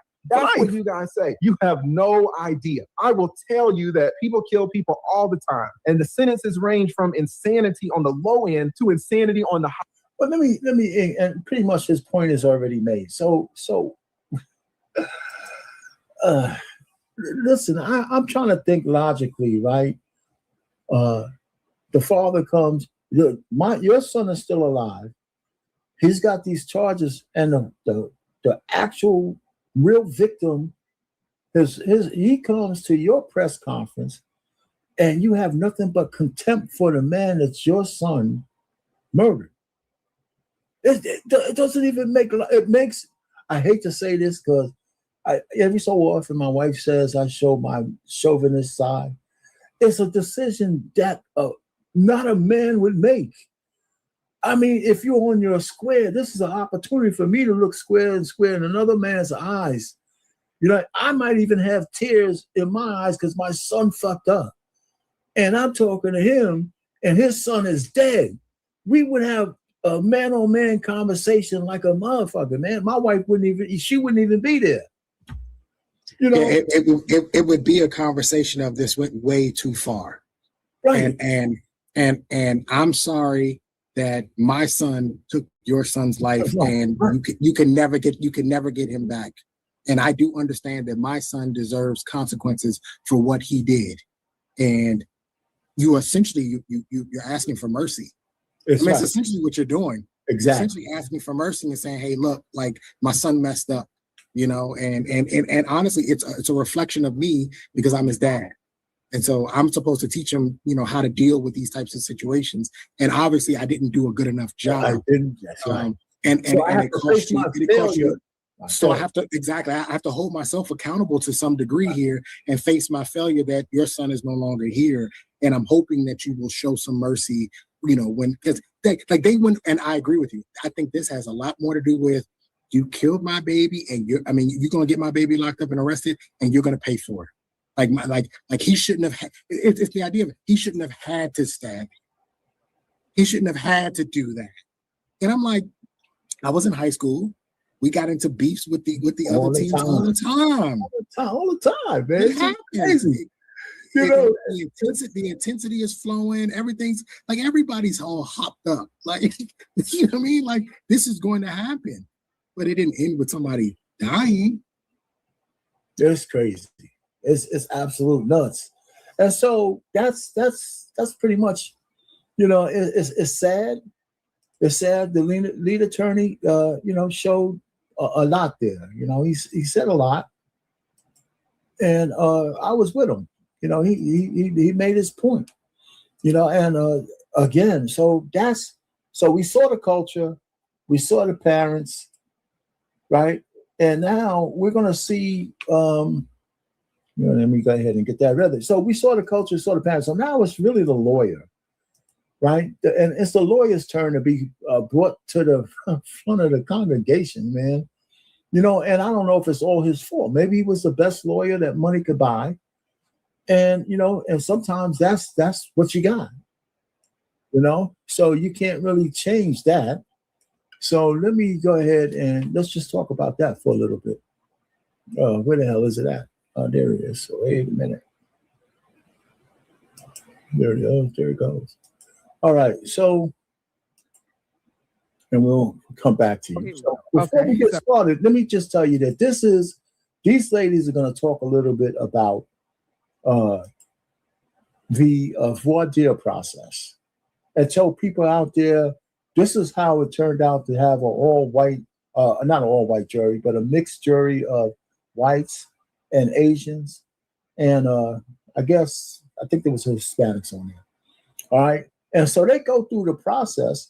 And I think a lot of people need to be educated on how the whole voir dire process and how Black people, actually eliminate themselves for being on a jury pool based on their behavior, based on the right? You know what I'm saying? So these ladies who are conservative, by the way, came up and I said, well, I found this. Let's go ahead and play it for a little bit. And I cut a lot out of it, but they're women, so we're gonna have to go through 10,000 words, So not women, they go like that. All right. Take a look at this clip talking about the jury. There is a decision that Judge John Roach is behind closed doors making right now that could have a major impact, not only on the outcome of this trial, but also on the public perception of it. The prosecution has used its strikes to remove 3 prospective jurors who are Black. They made up 100% of those who are qualified who are Black to serve on this jury. Now, the defense is protesting this vehemently, arguing that it violates legal rulings. As anyone who has followed this case knows, race has become a talking point even well before this trial because the defendant is Black and the victim was white. The prosecution argues that the circumstances surrounding this case, being a school fight in a school stadium, make it, quote, race neutral, meaning that race did not play a factor in the crime and the makeup of the jury doesn't have to legally reflect that. The judge is expected to make a ruling at any minute. The jury has entered the courtroom, and there are 18 jurors and alternates. There are 10 women and 8 men. It's a mix of ethnicities: white, Middle Eastern, and Southeast Asian. No Black jurors, as we reported, as has been reported today, to the objection of the defense. All right, Nicole, what are your thoughts on that? Because it's made a lot of headlines today in the news, and Black folks are upset. Of 6. So now there was made in 2 ladies, Nicole and Shelley. They go through different aspects of how we got to where we are, and they do a decent job of that. So it should be quite straightforward and understandable. 100 people, and only 4 Blacks are included in that net because we're not in the jury. 600 people and only 4 Black people were in that net. That's just incredible, especially in that era, even though it's like mid-affluent, whatever, not affluent, but mid-level. 12% of the population was Black in that area, but they only got 4 jurors out of 600. Ask Black people how often they do jury duty. I know. So this is crazy to me. If you were to ask somebody who's objecting about Black jurors being on there and say, how often have you done jury duty? See, I'm fortunate. I can get out of jury duty every time because I'm former law enforcement. So I just get out of it every time. I'm good. But ask them. It's number 1. Ask them. How often have you done it? Yeah. Listen, I've been on a jury. It was a civil case. And it was only one I got picked for. Been in jury duty several times. You just don't get picked. But I thought it was one of the most interesting civics lessons as an adult I ever got. It was just interesting, man. Sitting here listening to these lawyers battle, So anybody out there, if you get a chance to serve on a jury, just go through the process, man. Be a citizen. Number 2, this Batson challenge that they're having, this Batson challenge goes back to a Supreme Court case of Batson versus Kentucky from 1986. This Batson challenge says that you cannot eliminate someone explicitly on race, gender, or ethnicity. So you can't say, I don't want this person on a jury because she's a woman. However, you can say, I don't want this person on the jury because she parts her hair on the left, and I don't like people who part their hair on the left. You can use your strikes any old way you want, with the exception of race, gender, and ethnicity. Batson is hard to prove. And it's incredibly hard to prove because it can only be on race. It cannot be anything else. So there are three moving parts to Batson. Number one, the defense must bring the claim and say, hey, there were 3 Black jurors and they struck all 3 Black jurors. Okay. The second part of that, the burden then moves to the prosecution, to the state. The state in that part has to defend its position by saying, we removed the 3 Black women from the jury, not because they're Black, not because they're women, but because they're educators of teenage kids. They're going to bring some biases and some prejudices with them that we don't want to be a part of this case. The defense comes back and says, well, wait a minute. There's a white woman educator that you did not strike. You kept the white woman. Why get rid of the 3 Black women? The state comes back and says, she doesn't teach at a traditional school and she doesn't teach children. This is the difference. The judge weighed those options and he came back and defeated this Batson challenge and said, no, their strike stands. It wasn't because of race. It was not because of gender. This was a part of their strategy for their case. So let me stop her right there, right? So we find ourselves with no Blacks on this jury. And a lot of people like to compare this to the child case, right? I'll come back to this in a second. A lot of them like to compare this to the child case. The Asian guy didn't have any Asians on the jury. And nobody wants to say this, right, in the Black diaspora. There were 6 Black people on the jury that set him free. You talking about Mr. Child? Yeah. There were 6. Was his lawyer Black? And I didn't even want to mention the lawyer. And his lawyer was Black.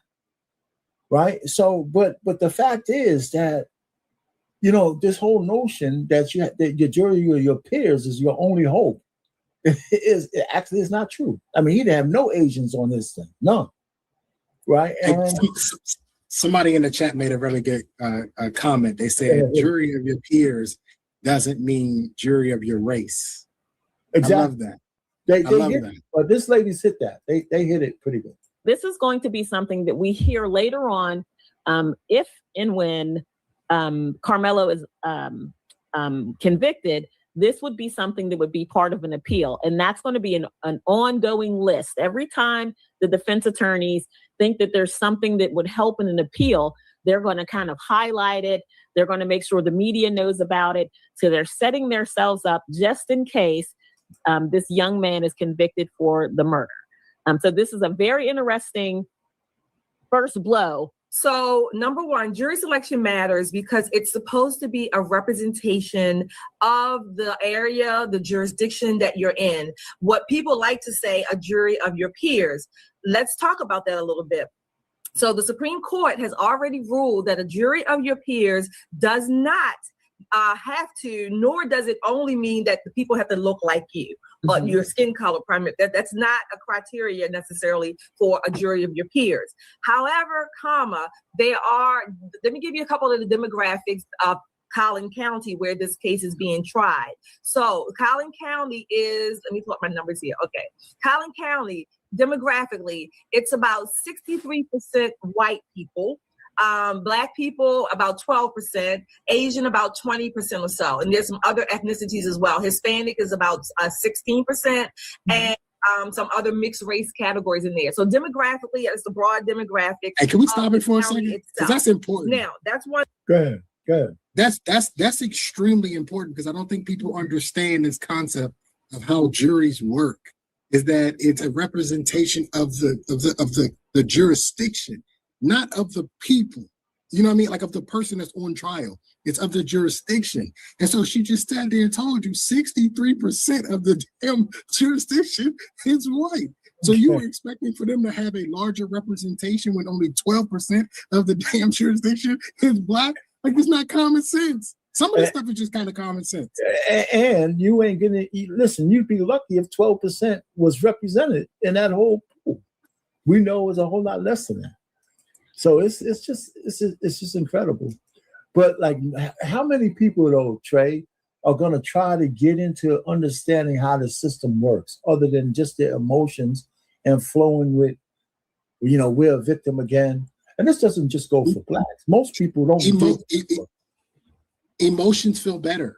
If I can just say, hey, I don't like it, I don't have to explain why I don't like it. I can just say I don't like it until I get challenged on, well, why don't you like it? And then you look like an idiot. Well, I don't like the system because of X, Y, and Z. This is why I don't like it. But most people, especially people in our community, can't explain why they don't necessarily like it. All they can do is just keep pulling up shit that happened 100 years ago, 150 years ago. And it doesn't necessarily correlate to what's actually happening today. The reason why there were no black people on that jury is because there weren't enough of them. And by the way, this is the point. I'm not going off course here a little bit, but I asked you again. I asked you guys on Friday, was Martin Luther King right? Was desegregation the way? I'm going to ask you again. I'm going to put that question out to the black man. Was Martin Luther King right? Was desegregation the way? Because he would have been, had this not been the case, he more than likely would have been in the neighborhood of his own people. Right. And therefore his own people would have been on the jury. Well, but no, we wanted to desegregate and we want to move out to the suburbs and we want to get the big house and we want to, okay, well, guess what? You are outnumbered. I know, because I live in one of them type of neighborhoods and my neighbors are Indian, white, and Hispanic. Right. Yeah. I hear you. The side of town I live in is mostly Jewish. And God help me, I'm happy about that because my property values. And if you commit a crime, guess who's going to be sitting on your jury? No doubt. But the point really is, now it's kind of funny because we're going in reverse. I believe at one point black people were the only people in America who gave a shit about integration. I think too many of us still do. I don't hear a lot of other people thinking I want to live around everybody else. Now, if you think about black culture and the blackity blacks, they want to do everything that's all black. They want to resegregate, right? There was at the French Open, I believe one of the Open, I think it was the French Open, the black tennis players had a black only party. How are you going to go to France and these highfalutin tennis players and have a black only party and think that nobody's going to give you flack over that? It's just stupid. And if you've never been to France, they got some racial issues over there. Yeah, I mean, if you've never been over there, you wouldn't know. The optics. You're an affluent person, and you're going to tell all these people, these tennis players, the black ones, don't have any white friends and associates, that they're going to say, well, you can't come to the party because you ain't black. Think about how stupid that shit really sounds. And in the backdrop, if the white tennis players, Marie Sharapova and them got together and said, hey, listen, little black, you're a little black and a little fat. You can't come in. I mean, here's the thing. There's a better way to do it. You don't have to be so overt about it. You can still have your black only party. You just don't have to tell. Like, my thing is, why do we always we have to announce everything? Everything. We got to tell everything. You could have your black only party and nobody would have known. Exactly. It's just crazy, man. You know what? But that's where you're going. A lot of kind of stuff, stupid shit going on like that. Number 2, in the Batson Challenge, there's I think there's two parts to that challenge. So as Nicole mentioned, I don't know if you mentioned this, Nicole, but let me say this. Each side has 10 preemptory strikes. Mm-hmm. Okay? So that's 12 for the jury, and then each side, a total of 32 preemptory strikes were allowed for the whole preemptory, the voir dire back and forth. The basic challenge strikes, there's no limit on them. Each side can use as many as they need to dwindle or narrow down the jury to 12. Remember, the initial jury pool, the pool of applicants, if you will, or the pool of qualified jurors based on driver's licenses, being registered to vote, things like that, was 600. That 600 was narrowed down to 250. And now out of that 250, we have 12 jurors plus 6 alternates. Mm-hmm. Both sides, the defense and the prosecution, each side had 10 preemptory strikes. I think the Batson case, again, the Batson challenge is not primarily, again, you cannot just get rid of someone, like Nicole said, for race, ethnicity, or sex. Now, I think this is important because I think it's important for two reasons. The fact that there are no Black jurors on the jury, I think is going to be, it's sad on both sides. Why? Because to me, it says that both sides, the defense and the prosecution, they were both using or relying on race or racial stereotypes for different reasons. The prosecution side they based their conclusions that Black people, in my estimation, I'm giving broad speak here.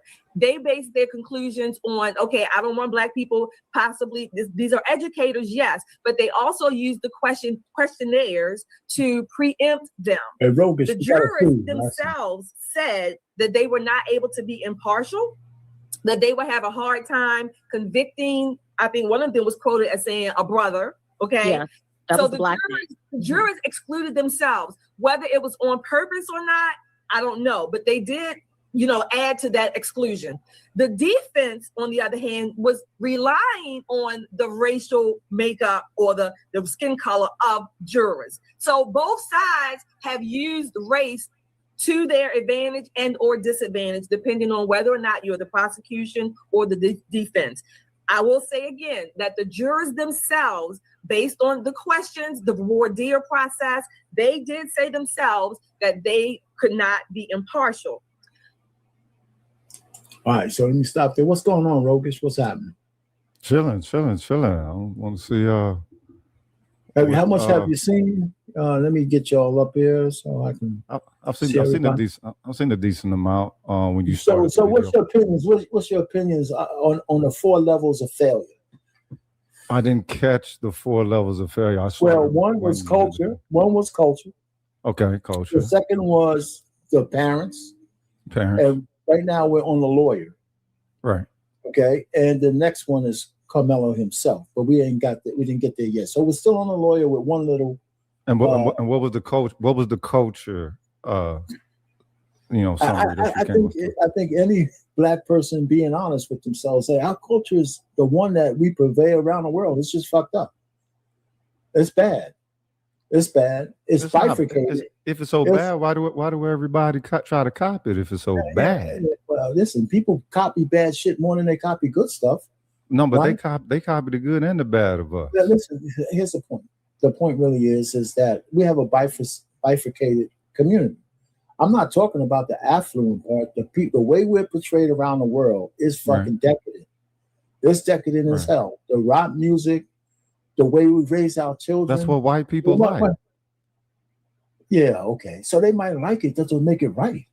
No, it's not right. But that's not our only style of music that we create. But that's the taste that they have. Yeah, but Rogus, we know. And they the owners.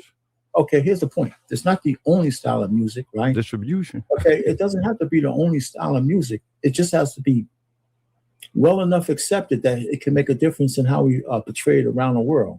So the way we're portrayed is by the lowest hanging fruit. No. That's what the world accepts of us. The world the world does not like being obligated to respect us at our cultural dynamic and setting. Well, forget about the world. Why do we accept that shit? Well, Black people accept it because they don't know themselves. They don't know themselves, or they're trying to impress white people. Okay, and that's bad, right? It's all bad. But anyway, so that's the first one is cultural. The next one is the parents. But hold up, that's not the only cultural defect within this stuff. No, it was you had to be here, so I don't want to rehash all that. It was a whole bunch of points. We were talking about ownership in the neighborhood, that we don't own our neighborhoods. We don't have a vested interest in the upkeep or the shops or the stores, all that kind of. It's like we're mass, and we're talking about the hood. Everybody else. Okay, but wait a minute. Wait. We're talking about the hood. Black people don't fucking value the hood. Black people use the hood the same as non-Black people do. How we gonna call the hood into an accountability when the hood is attacked, the hood is sabotaged, the hood is preyed upon? Okay, so you're working into my favor. inside and out. But all black people are not of hood character though. That's not the average of our character. We gotta stop talking about all, because it's just enough to make a difference. So nobody talks about when we have these conversations. But when people say black, people always bring up hood. Hold on for a second. It's part of it. You weren't here, so I'm not going to rehash the whole shit. Because there was all kinds of different parts. You could go back on the replay. This is a perfect one for you to go back on the replay and watch what we said about the cultural thing. Because we talked about ownership.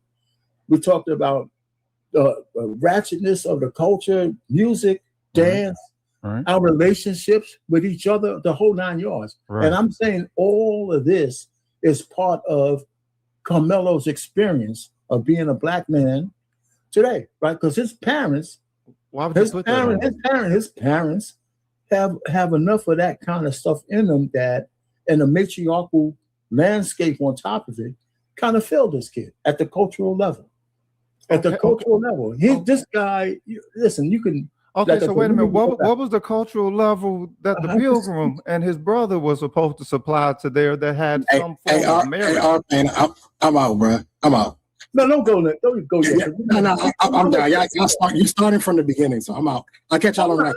I'm not going to go back to the beginning. Well, wait. Y'all didn't have that conversation amongst yourselves, so don't act like y'all had that conversation. Come back, Cop.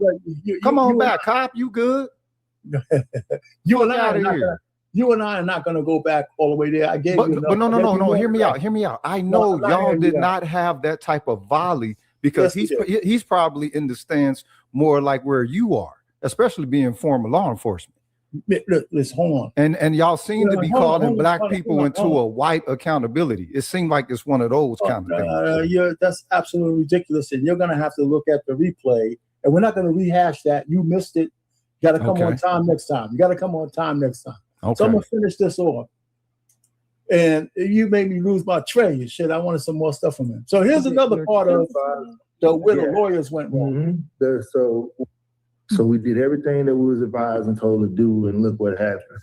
So who was they? You said that they told you. Who was they? Was it your defense attorney? Yeah. So we were, because about him being 18, so what they did was they kind of played everybody against everybody, if you could say. I'm not going to say they played us against each other, but it's almost they had him scared, like, hey, this, I'm a lawyer, this. So as me being a father, all right, you're the guy, I'm okay with playing my position. And I don't want to overstep any boundaries.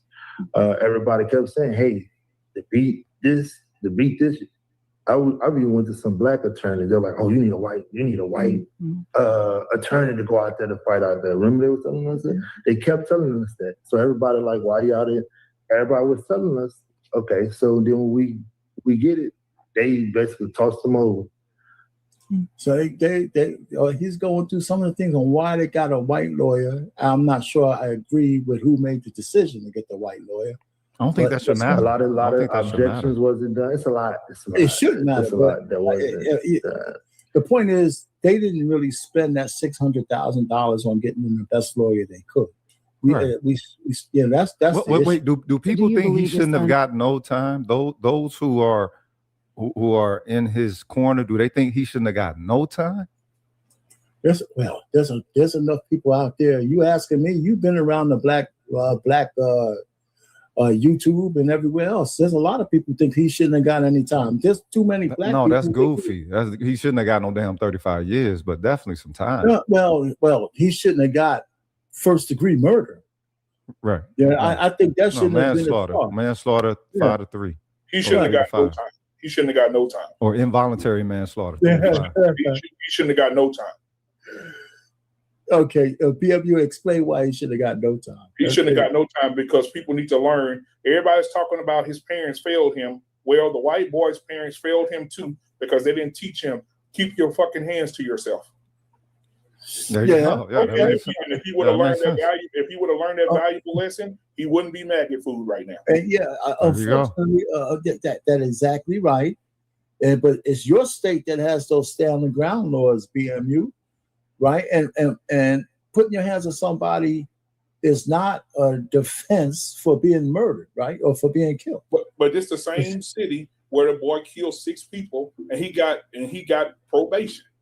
White boy killed 6 people. You're talking about the drunk driver, right? The 16-year-old stole his daddy's truck, got drunk, killed 6 people, and got probation. Yeah. Okay. So when was that case? That case was like what? The point really is you can't compare cases like that. There's a whole bunch of them though. Well, the point really is. Shadow, come on up here, Shadow. The link in the chat, man. If you don't see it, you can only compare. You can only really adjudicate the cases that you have, and these comparisons are almost like meaningless, man. Okay, but this is my thing.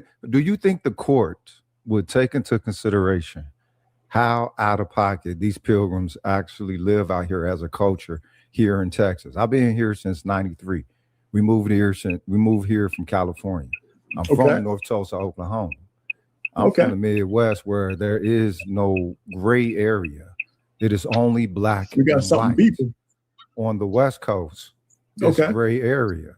They're not as out of pocket as they are here in the South. You know what I'm saying? A little bit more laid back, passive aggressive, a little laid back, but they still got that thing with them. You know what I mean?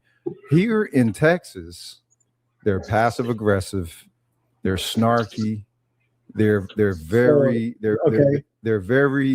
inflated of themselves. So they should be murdered. No, not that they should be murdered. Understood that they're going to encroach more than any other sector here. Yeah, and they live out of pocket. So they should be checked. Nobody say murder. I agree with checked. I agree with that. And the black people here don't check them because homie's from Louisiana. If Austin thought that was a regular black person from Texas. Black people from Texas don't check the Peckerwood. Well, you just had BMU on. He would beg to differ. I'm from Louisiana too. Moved to Texas, so same thing. Louisiana. No, y'all check them. Louisiana here in Texas will check them. A black Texan from here, oh no, they'll let them make it. It'll be that southern southern hospitality shit. Well, whatever. Before you go any further, so in this particular case, what up, Shadow? In this particular case, right, my man Karmelo checked the dude, right? He checked him. Well, no. Dude overstepped his boundaries. Dude overstepped his boundaries, and he protected himself. That wasn't a checking. That was a protecting himself. Now you fucking missing words, brother. Ain't nobody missing words. It's all about intention. If you don't think intention means something when they take these things to court or when they do the analysis, then you're mistaken, brother. No. I think you. What's the definition of check then? What mean? What's the definition of check? That's what I'm saying. The guy came to Karmelo. When something pops up, you either present yourself as a neutralizer or a dominator over that shit. And Karmelo told him to go pound salt when he tried to kick him out of the tent. Okay, he was invited, but he was invited. That same guy didn't say that. He wasn't invited. That same guy didn't say that on the stand. No, he didn't say that on the stand, and he said he didn't know. He read this on the show the other night. He was invited. Black people, if you want to keep something from a nigga, put it in a book. These niggas don't read, bro. Look, they need a narrative. They need a narrative that goes along with the motherfucking bootlicking. No, listen, don't get shot on our pain because I know he finna cook. Yeah, okay, that's fine. He was up there. You know it. Go ahead, man. Go ahead. Listen, we're going through the 4 levels of failure, and we're on the 3rd one, the lawyer. You know, so I'm not going to re-adjudicate the whole show as much as I can, but that's where we are right now. But since your guys came up here, what do y'all have to say? Who was up there first, Shadow? Yep. Then Black America. Go ahead, Shadow. What you got to say? The lawyer. Hey, I lost my voice at the protest. So, sorry. Yeah, it sounds like it, man. God damn. Hey, but the lawyer was absolutely ineffective. There was 0 objections filed during that trial. That makes 0 sense. Because let's look at it in a realistic sense. Even if the lawyer didn't believe Karmelo was defending himself, he didn't even try to argue it. He mentioned self-defense. He mentioned self-defense, but he never actually filed the defense of self-defense. They never looked at the elements of self-defense. Of course, he didn't argue it. Facts. Hey man, thanks for the $2, by the way, to the channel. All right, go ahead, Black America. What you got to say? So this is what I have to say. This is failures on several different parts of the men, of the grown men that are in charge of these children. And I'm gonna give you a quick story. One of my kids was bullying a kid in school. When I get home, the old lady is like, go in there and beat him to death. Right? I'm like, I mean, that's the first thing, Payne, she said when I came in the house was go in there and beat him to death. Right? And I'm like, so I go in there and then I have a conversation. What's going on? And he says, I was bullying a kid. The kid had autism. So now I'm seething mad, right? Now I'm upset. But then I had to take a moment and think, this is where I messed up, right? Okay. And so I see that in the boy who passed away, his father. This is where he messed up. If my boy is out here bullying somebody, this is where I messed up. That father came to pray with the family to try and he was ticked. Oh yeah, man. You are you driving or something? Because you blacked out there, Black America. Through a mountain. No, in Black America. No. The old lady's called. If that autistic boy would have turned around and stabbed your son, what would you have done? Yeah. She's on. I think somebody's on his phone. Go ahead, man. My son's fault. Exactly. I couldn't have said anything. I couldn't have said anything because it was my son's fault. It's nothing. Right. Hey, my wife is calling. My wife is calling. I'm gonna have to call you guys back, man. Yeah. You know when your brother's buddy, brother. Get off the phone, man. You know what I'm saying? Hey, but see, you see what I'm saying, though, Arbane? He just said he couldn't do nothing about it if that autistic boy would have turned around and murked his son.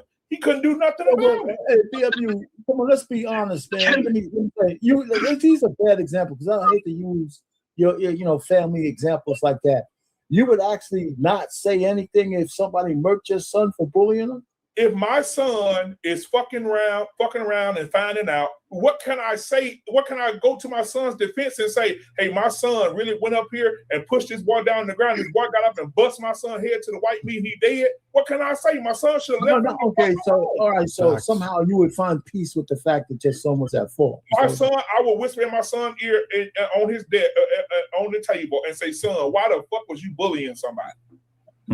I always tell my son. Hold up, BMU. Let him finish. I tell my son all the time, don't start no fight, but you finish that motherfucker. Finish it every time.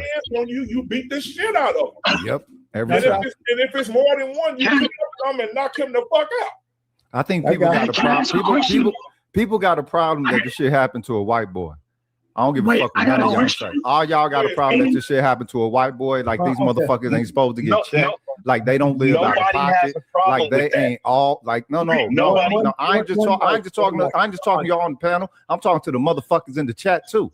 All these fucking bitch stewies talking all that shit. Y'all just mad because it happened to a motherfucking Peckerwood. Right? You mad at that, and y'all think that y'all not supposed to get checked, and that y'all always going to have some form of authority presentation within that shit. We got Get out of here. Go ahead, Shadow.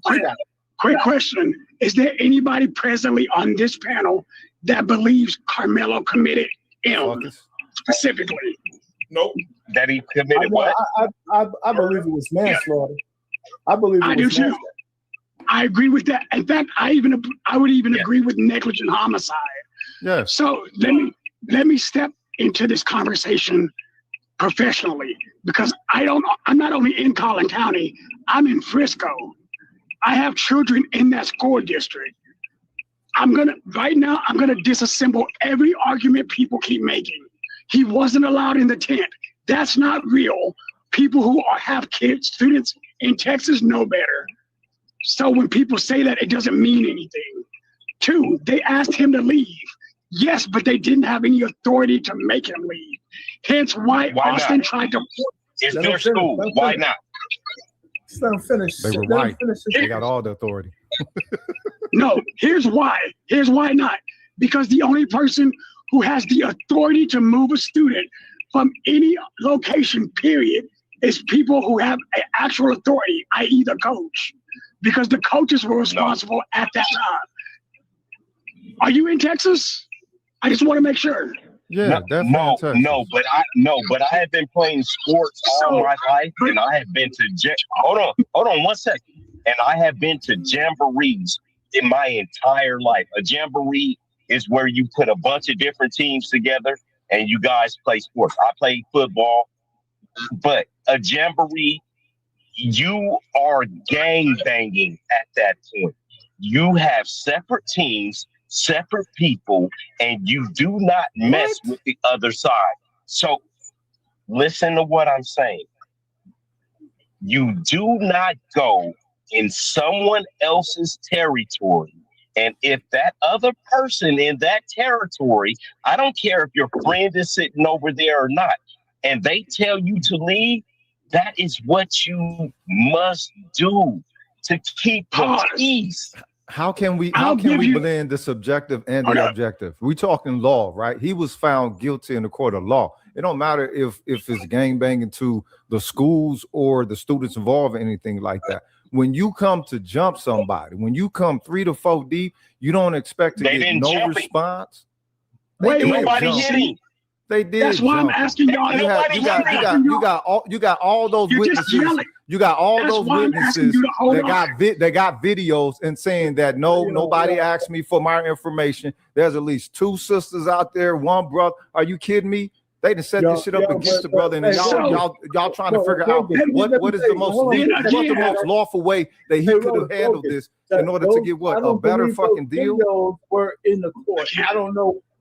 Go ahead, Shadow. What you just gonna say? So I'm asking realistic questions, and y'all are not you, whoever just spoke, but you came in with the counter based on a subjective response. I'm telling you, based on Frisco ISD school policy, those students were literally out of pocket. So with that being said, in Texas, we have something called disproportional force. And what that means is if you are in the position to be jumped, and let me ask you this question, and I need you to give me an honest answer. If Karmelo would have swung off on Austin or Hunter, is it reasonably expected that the other would have immediately jumped in on him? No. No, it's not reasonably to be expected. Hey, bro, Let me explain to you. I'm going to explain to you why I can't have this conversation with you based on the facts. Number 1, the confrontation was started by Hunter.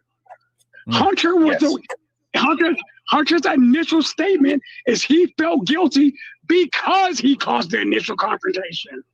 Austin put his hands on Karmelo first, and then Karmelo's response was, touch me again and see, I got something for you. That immediately implies that he's touched him once. Just base logic, right? This is just us being honest. Hold on. Hunter walked away. Answer the question, bro. Hunter walked away. He disengaged. Answer the question. Wait, the video does not agree with what you just said. Because did you see the video? Because none of us have. I saw the video from a year ago when Frisco ISD put it up. Yes, both brothers were still right there, and they flanked him.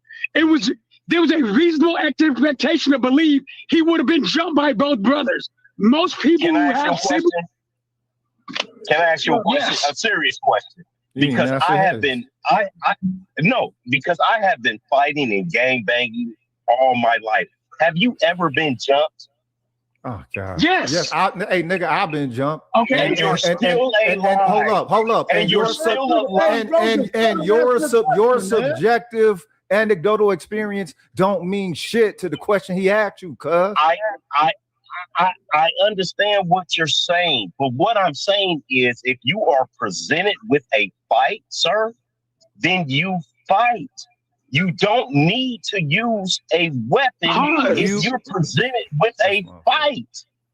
So I'm going to make my argument. Please stop making random points. Hold on for a second, everybody. Hold on for a second. One Scam, how you doing? Listen, we gotta do one mic here, or else I'm putting every fucking body down. All right, that's what I'm saying. All right, so listen, the real point really is this: there's the rules that you're talking about, Shadow, and then there's street rules that don't pay attention to any of that shit. Now, I agree. Yes. I agree that we don't know. Karmelo wouldn't have no idea who might jump in if he would have started fighting the first guy. It's reasonable for him to anticipate somebody else would have jumped in. To say that that's not reasonable, that's not street. It's a good chance somebody else would have jumped in. But all of this shit doesn't, any of that raised to the level of him stabbing him off. I mean, I think that's where we got to go. Absolutely. No, I got you. Wait, hold up. I got you. That was definitely. Will you allow me to allow me to actually explain why it does rise to it? Go ahead. By taking it by individual standard, each individual piece, you can say each individual thing would not equate to it, right? But that's not how the law works. You look at the totality of the circumstances. Karmelo was outweighed and outhided by both brothers, right?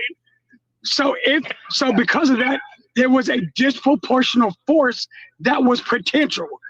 In order to be considered self-defense, the legal standard is either in fear of death or serious bodily harm.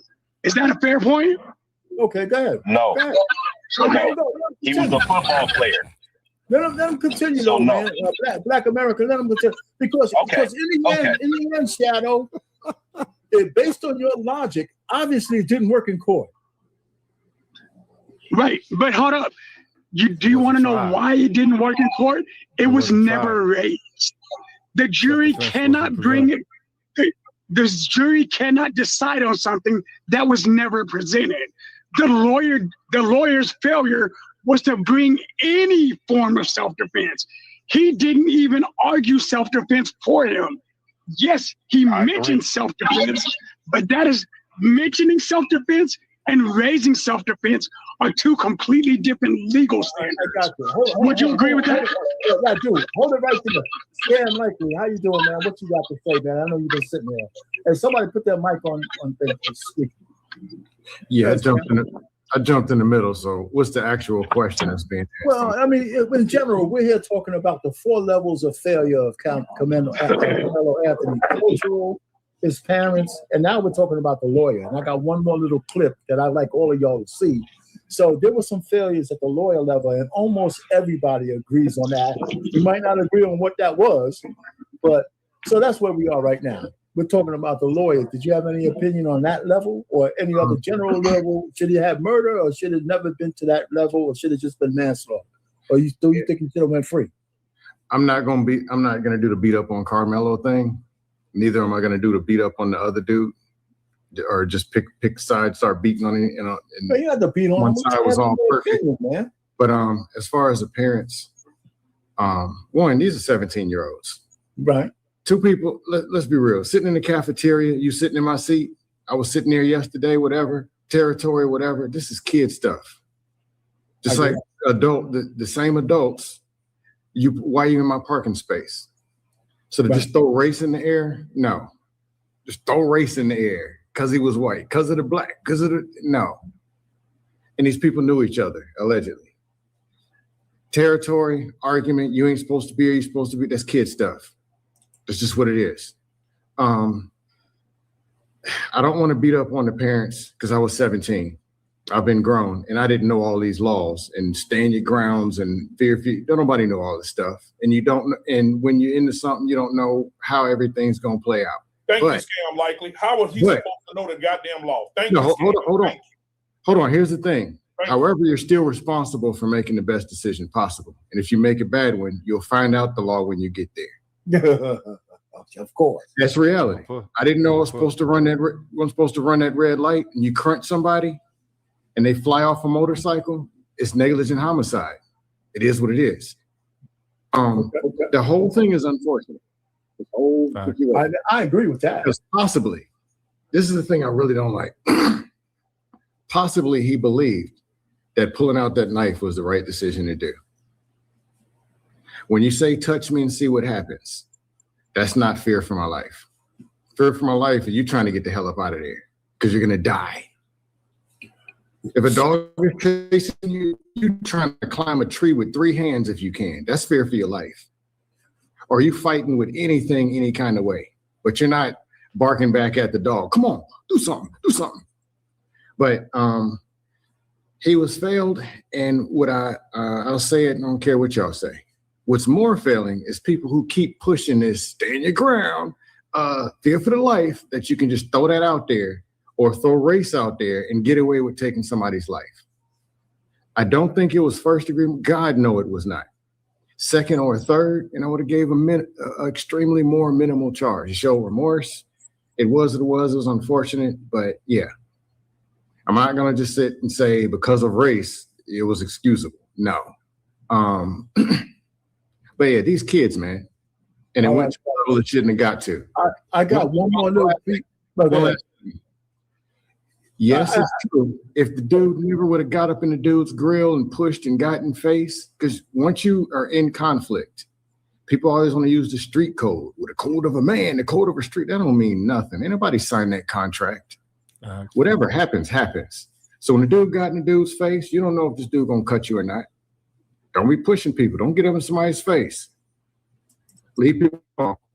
Hey, all right, fellas. Let me say this real quick, Arpane. When I was younger and I was taking the hand-to-hand combat and going over taking Taekwondo, all this stuff, when I was young, growing up, I remember when I turned 18, he told us in class, he said, if by law, if anyone gets in your personal space, he said, I'm telling you not to go start a fight. Do not use what I'm teaching you on anybody. This is for self-defense only. He said, I want to teach you guys what it means to have someone in your personal space. He said, if they get in your personal space, you use these skills to wipe him out. Make sure he said, when you finish with him, make sure he's not moving, and then you give him CPR, but you wipe him out if he gets in your personal space. If he touches you, wipe him out. If he gets too close to you, wipe him out. Do not give him an opportunity to harm you whatsoever. You have a right to defend your personal space. Right there. That's what they teach you. Well, just by law, here's my problem with the conversation we're having. But with force, not deadly. Here's the wait a minute, because you're not. We're considering law, right? I'm speaking strictly from. What he shared was culture. What he shared was culture, and that's one of the factors that goes omitted in any of this. That part is culture. Okay, you can't, if you buck up against the law with your fucking culture, you're going to jail. If you what now? If you buck up against the law with your cultural norms that put somebody down and he ain't moving, you're going to fucking jail. Unless you agree. Okay. No,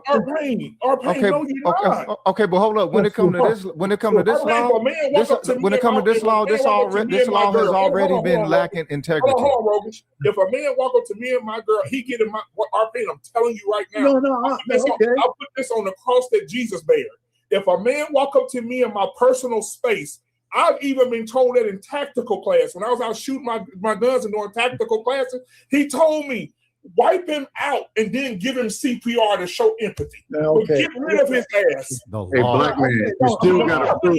What are you talking about? No, I'm you not. You still saying, have to prove and defend. That's right. I'm not saying you shouldn't do that, but understand what you're saying. This mob what I'm ass law. saying is, you're gonna defend yourself. if you're that triggered by the guy in your personal space, that you got to put him down when he ain't moving anymore. That's more than just him being. It's not a trigger. If they are approaching Man, with he's threat, attacking you.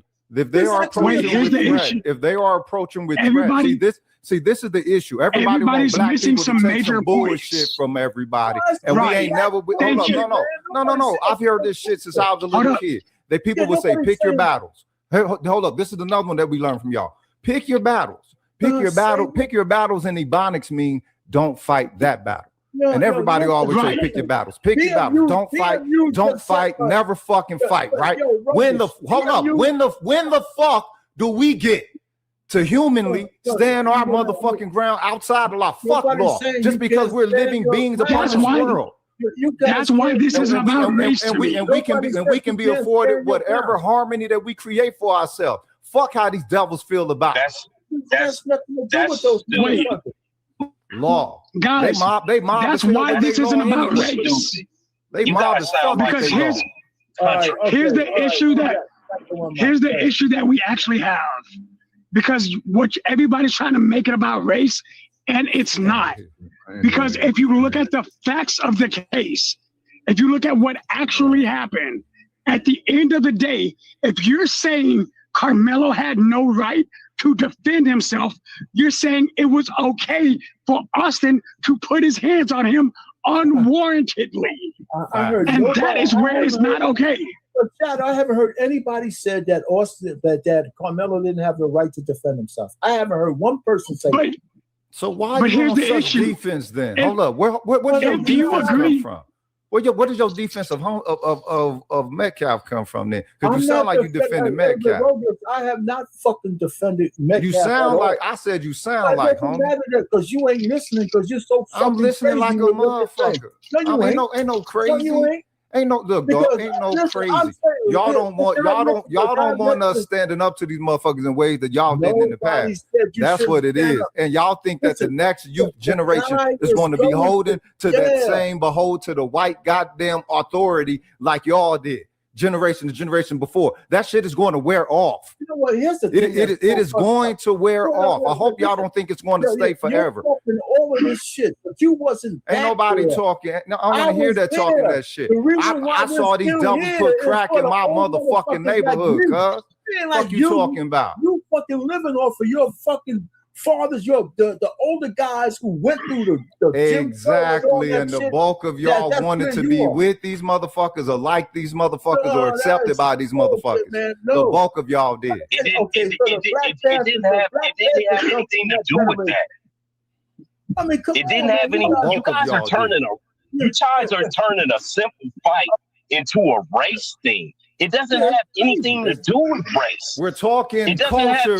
When we say black, when I say black and white, I'm not talking race. I'm not talking skin color because can't nobody choose their skin color. I'm talking culture. I'm talking that shit that was here before I was fucking born. If you want to say that this shit does not have a culture attached to it, you're fucking nuts. Ain't nobody talking race. Wait, hold on. I want to understand your point. Wait, hold on, Rogish. So he should have killed that motherfucker, right? Is that what you're saying? No. He didn't have to die. He didn't have to die. Exactly. I'm saying he shouldn't have got no fucking 35 years. Ain't no way he should have got no 35 here's years. My question to you. Did he take another child's life? Hold on. Did he take another child's life? Yes, he did. Hold on, Shadow. Okay, so could he have fought like we have all been doing? I'm over 50 years old. Could he have? You keep making this about like you. We have all been doing. No, because all of us have been in a fight, right? Like we're boys. But he had all of us ain't been jumped. But Black, he had not. No, that's fine. But he had not. So again, the reason why I can argue for Karmelo, this boy was put out of school. You do know that this boy was put out of school he wasn't. A few months back for bringing a knife. There is no credible. There's no credible evidence to support that. That was never established in the trial. And that statement, the school records don't support that. I don't know where you got that from, but you're listening to people who don't know. I can't have a conversation with people being disingenuous. I want to advance this conversation, okay? I just want to advance it a little bit. All right, just a little bit. I have this piece I want you guys to respond to. So give me a Okay. second. I'm gonna play it, and I want y'all to respond to it afterwards. Okay, all four of you. So be quiet. Let me go ahead and get this up there, and let me run it. All right. I mean, shit, man. There's so many people up here now. I gotta find it, and not that one. Let me go ahead. Where's it at? Shit. It's moved. Shit, I don't know if it got. Anyway, here it is. There it is. All right. So let me go ahead and play this, and I'll fix all of you guys up. And violent, and that's the type of kid that the parents raise. Coming up after this. Karmelo. Now, this is the guy I want y'all to listen to, and let me know what you think about what he says going right through. Didn't testify. Any speculation he might have a previous violent history, the defense didn't want exposed. Yeah, that is my speculation. He has bad things that would be exposed if he had taken the witness stand. Listen, they had to put him on the witness stand. So part of what I'm going to ask you is, why didn't he take the stand? And do you believe what this guy is going to get ready to say? So that's what we're going to talk about afterwards. That's why we had that 2.5 hour delay before the defense rested. They knew they were sunk. It was done. Like I said in Tim Pool last night, on a scale of 1 to 10, how bad is this case for Karmelo Anthony? It's 100 bad. He might not. That judge could reasonably have denied Karmelo Anthony a self-defense jury instruction entirely. That's how far removed his conduct was from lawful self-defense. Now, the judge didn't do that. They're disinclined to do that. It's the only defense he has. So if you took it away, basically the judge would be convicting Karmelo Anthony. He wanted it to go to the jury. But they had nothing. They were underwater on self-defense. Underwater. They had to put Karmelo Anthony on the stand. Think of what he could have said. I'm so sorry. I panicked. I realize the tragedy of it now. I think every day about how Hunter and Austin's parents don't have him anymore. I can't believe I did something so stupid. I extracted such a high cost from that family for no good reason. But I see what I did was wrong. It'll never happen. You know, that bullshit. They could not give him the opportunity to do that because it would not have worked. Either he would have fucked it up, or it would have opened the door to the prosecution introducing all kinds of evidence, including character evidence. Once you're on the witness stand, you're just a witness. Your credibility, things you've done wrong in the past, all of that is now come on the table. You lose all those protections you have as a defendant, exercising the right to be silent. Now you're a witness. The jury gets to assess your credibility in the totality of the circumstances. They couldn't risk it. That's how bad this little demon is. He's so bad. He's such a shithead that his defense lawyers could not risk putting him on the stand, even to save his life from decades in prison. Yeah. All right. Okay. So there you have it. Who wants Shadow, to go first? please. Shadow, please. Go ahead, Shadow. Go ahead. So first and foremost, he clearly had a biased opinion just based on his vernacular. So let's go ahead and pull all the way back. Let's peel back that onion he just had. So number one, because of now kids act out, because kids, and we've all agreed, kids can be kind of reckless. They would have used his social media history to try to imply something that his actual conduct may not have supported. We know it here because Black America just tried to make a comment about him being suspended. But one of the things that the coach actually mentioned during the trial is that he had never been in trouble before. You know who was suspended previously? Austin Metcalf. So we start talking about, again, I love he used the totality of circumstances and then proceeded to character assassinate. So you want to know why his statement has flaws? Because had he got on the stand, a number of things could have happened. The fact that he had saved someone's life before, that's a positive character message, right? Most people would agree to that. The fact that he had never been in a fight before, because had the defense attorney done their job, when he tried to learn how to fight, when he tried to learn boxing, his boxing coach made a statement to the news saying Karmelo couldn't throw a punch to save his life. because he'd never been in a fight. So, with that being said, if he believed he was going to be jumped and he had a tool that was used as a weapon, it would have been reasonable to believe that if I get jumped by them, I might get hurt. I have a medical history. Keep in mind, they didn't subpoena his doctor. They didn't bring his parents. They didn't bring anybody who knew his medical condition. They didn't bring his coach. These are failures on the defensive counsel, because in order to even argue self-defense, you need witnesses to support it. Where were those witnesses? They didn't exist. They didn't exist at that trial. Conveniently, they're all coming out of the woodwork now. So the lawyer couldn't reach out to anybody, to anyone at all. Yeah, you got it, Black America. When he's finished, you ready to land there, Shadow? I'm about to land. So with that being said, because they didn't bring the disproportionate force, which is protected by Texas Penal Code, because they didn't bring the actual video that showed how close Austin had got when he got stabbed, because they didn't actually talk about the things that would mitigate Karmelo's issue, and then they didn't put him on the stand. He had no ability to defend himself. All right. Okay, go ahead, Black America. You want to go now? All right, so I'm gonna kind of take this point by point. Shadow, I don't know about you, right?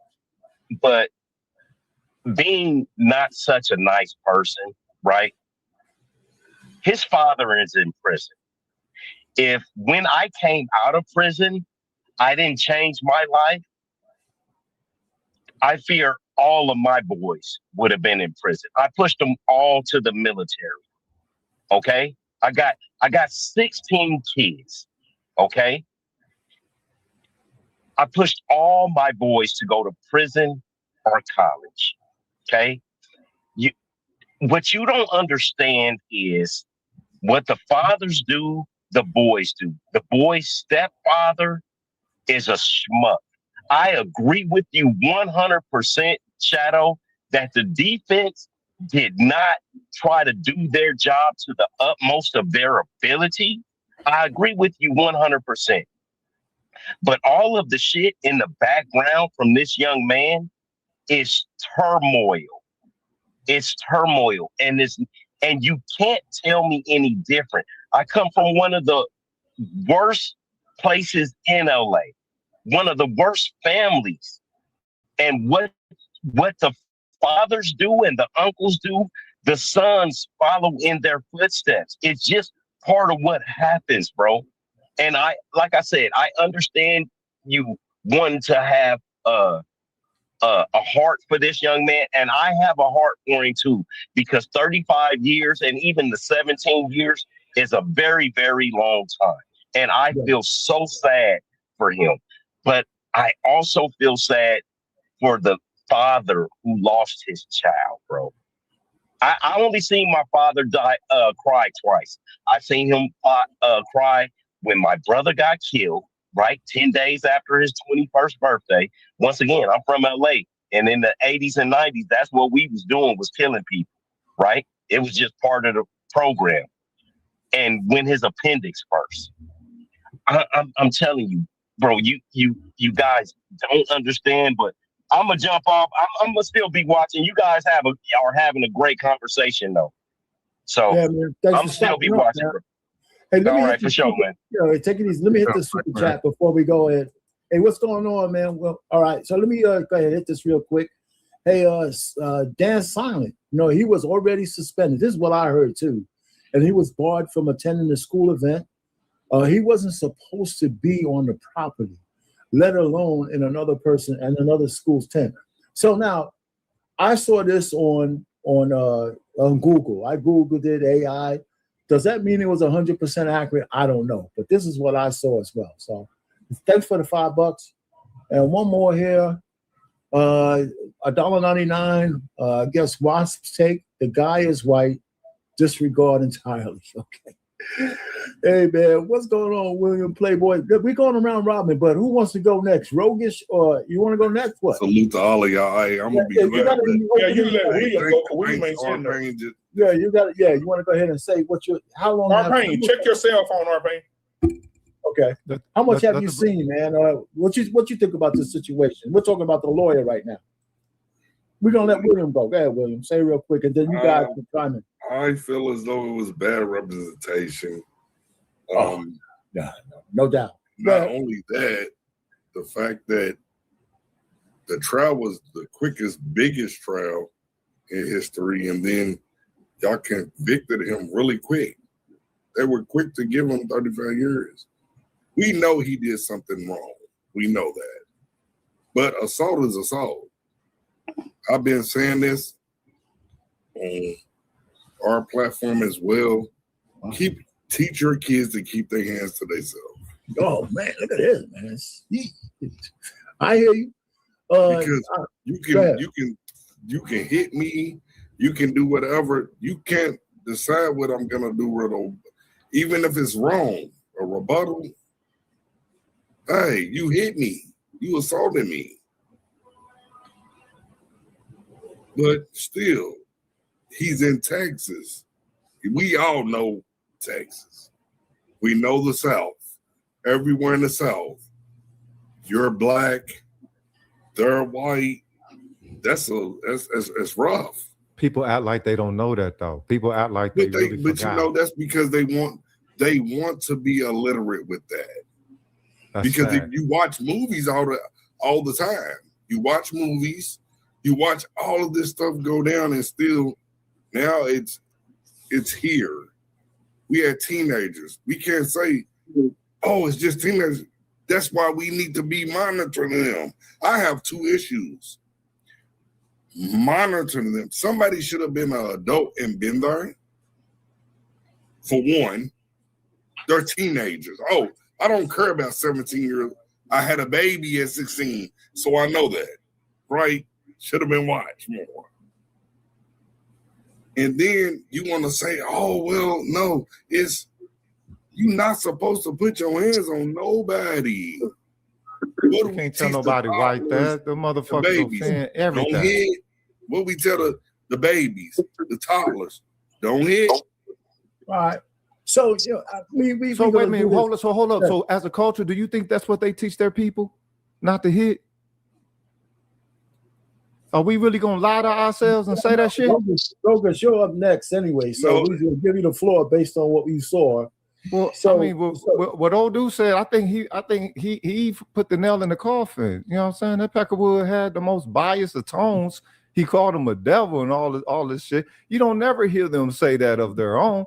Look, I would still want the very same light result if the racial roles were reversed. You know what I'm saying? And this is one of the Metcalfs under there. Hold on for a second, William. Hold on for a second. Oh, I'm sorry. Rogas, do you think he should have been on a stand? Do you think he should have taken a stand in his own defense? Yeah, definitely. And so, okay. So that's another failing that the lawyer had, right? He should have told him to get up there and take his chances. Well, I'm not in law. I don't know what kind of, you know what I'm saying, scheme that they had or plan that they had, whatever. But the thing is here in Texas, it's like homie said, it's a total different ball game than anywhere else in the South. These Peckerwoods here are the rickets of the Rick. Y'all think that they're just like any other white person. They not. All right. They own this shit out here. They really rock it with the subtle whiteness. It's not the overt and all that. Nah, not out here. They try to be sly with it, right? So it's largely in middle class, upper class, and you go up any higher. This is culture here. The thing is, homie is from Louisiana. Niggas in Louisiana, they don't really take too much shit, you know what I'm saying, from pilgrims out there, right?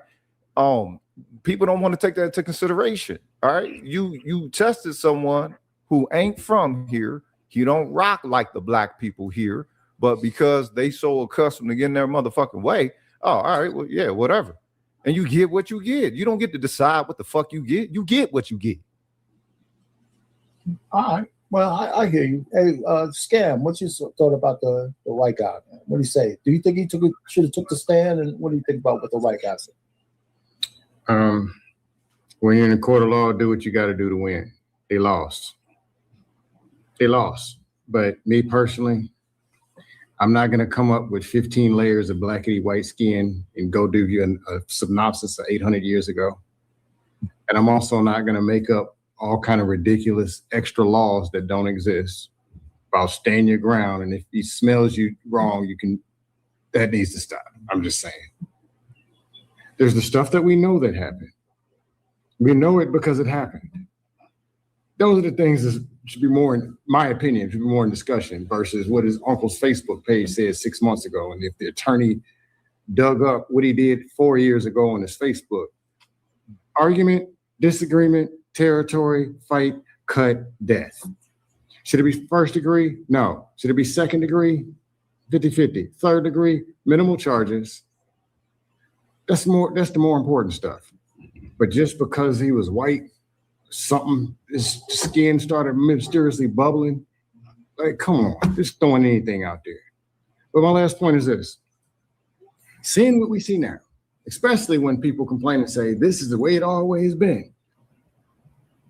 If they're 17, 18, 22-year-olds, 14-year-olds watching, why would you advocate for more people to go do more fighting when this is where they're going to end up? Then they go to jail and they got to do more fighting. But who's actually doing that? But hold up, Scam. What is the best decision can I ask possible? Scam one thing? Go ahead. This is the one thing. Nobody's asking for it, but they're up in arms because you getting what you give. You can't be a bully at school. I know y'all see the videos and everything. They be slapping their teachers. They wild. Teenagers are out of control, right? Right. And the parent, right. But somebody asked, where did they learn this from? Yeah, this is. And they're getting beat at home. Like this is The not parents is racial doing the same thing. But Scam, you can't act like it's not racial because it was a black boy. I don't care. If you want it to be racial, then it's racial. Let them finish. Go ahead, Scam. But it is racial. I don't know why people want to fake and act like it wasn't racial. It's racial. Because they got something to protect. They got something about the American dream they need to protect. Hey, Frank, you're up next. However racial, here's my thing. However racial y'all want it to be, fine. Race it up. What I'm How saying does that help anything? If his peers was really there, what it is. You would have had black people on the jury. They're part of his birds. Yeah, we went through that though. I thought the charges were murder, not race hate crime. Was he charged with he racial? didn't get a hate crime. Then why are we just throwing anytime? That was there of course. It wasn't a hate crime. If it's in Texas, you know why there was no blacks on the jury. We had a whole segment on that. But before we go on, Frank, man, welcome to the show, man. What you got, man? How much? Hey, can I close out my I'll be quick. Go ahead. When things don't go the way you want them to go in the court, which you should be doing everything to stay out of there. That's even if you're white. Let's be real. There's white people in prison. Is it disproportionate? Yes. Towards black. So stay the hell out of there. But stop reaching in your back pocket and throwing race out there when convenient. Throw Texas, don't stand your ground, and throw fear for my life. It doesn't work. Always fair, Scam. That's not always fair. Now, I agree with you. We know the worst of the worst, but that's not always fair, what you're saying right now. They don't live in America no more. It didn't work. Who the fuck you ever thought you see black people here? But it wasn't even Karmelo's first option. He actually tried to warn him. It doesn't work. But it does. Here's the thing, you're arguing against the law. Hey, Skevin, with one more thing, and here we are again going round robin. Frank, what's up, man? What's good, man? So welcome to the chat. Yeah, man. You know what's good. What's up, BMU, man? I know you in the back somewhere. Yeah, always lurking. Yeah, man. Yeah, so Pause. Damn. Hey, no, but so I just did a reaction to the lead attorney's video that he done like 11 months ago. Yeah, we He showed talked- that. We showed that. Go ahead. Yeah, he just talked, just pretty much just talked about all the mistakes that they made as far as like, not humanizing and doing all that, not showing any type of humanity and remorse. But what I will say is like, it's just so many different conflicting stories coming out and views coming out. There's people saying that they seen like a video that was in 4K outside of the video that they showed in the courtroom that was grainy. They're saying that four boys walked up on Karmelo and a fight broke out basically. So everybody is starting to say now, a lot of people who have seen the video, the clear video, are saying that he was starting to get jumped. And yeah, he had a little tool in his in his bag, and I think one thing that a lot of people are leaving out too is they're saying that all of a sudden he just said like, touch me and see what happens. But the transcript actually shows that when Austin came up, he said something along the lines of, like, I'll beat your ass, you little bitch. And then he said, touch me and see what happens. So you're gonna. Can I ask you a question? No, Frank, wait on this. Wait, hold on, Will. Hold on, Will. Let me ask you a question. Let me ask you this question. Do you believe in this 4K tape? How come, where is this fucking tape? Did you see it? They said that. So what happened? Everybody is saying that so many people started to request to see the video that after I think this one lady went in there, she tried to record it. So she could, I don't know if she was gonna release it to the public, and then they said that they just stopped people from being able to request it with like a FOIA request now. Did they show that in the trial? They said they showed the grainy one. They said no, hold up. They said they showed. No, I'm not talking about you. I'm saying they said they showed the grainy one. They didn't show the one that was in 4K for some reason. They said they wouldn't let them see that. They have been hiding this. This is the whole thing. That's why there's gonna be more stuff coming. Y'all seen what the daddy did? Like, come on now. He turned all the way up. He turned all the way up. And y'all want to act like he didn't say I'm sorry. I'm on mute. We digress into all of that shit with the dad. No, Arpain, real quick, man. Keep in mind, Arpain, people talk about this boy parents like they trash. This boy's parents, before the trial, before the murder, before anything, before GoFundMe, this motherfucker standing in a $600,000 house in the heart of Frisco, Texas, surrounded by white people that don't want them there. Let's just start there. And and BMU, and now they're these saying motherfuckers got plenty of. They was living a really good life. And I seen that video said that, that he was like a truck. So you're telling me that a kid who is averaging 3.7 GPA is a troublemaker and just always in trouble and doing all of this? Like that just he's just being. Hey, I'm gonna tell you something, bro. Like no, hold on, bro. Hold on. I'm just trying to tell you because hold on, let him land. I'll let you land, but you let the man like for real. Y'all so young, but y'all long-winded as hell. I barely even seen it. I literally just started. Because I'm gonna tell you what it is. I just started. Let him land. I'm gonna tell you what it is. It's gonna be less than a minute or whatever. Okay, that's you. That's you. Let him do him, cuz for real. I know. Go ahead. Finish. Go ahead. I don't want peace. I want problems always. Right. And I mean, and I don't know. Like a lot of people are gonna say, "Oh, why was he under the 10? Why was he under the 10?" My daughter runs track. You know these kids. Like you see these kids every Friday, sometimes Wednesday, sometimes Saturday. You know these kids, so you might be from another school and end up going to go talk to coaches in another. Something happened to your mic, Frank. I don't know. Something went wrong. Sound like it's coming out your computer, not your microphone. Yeah.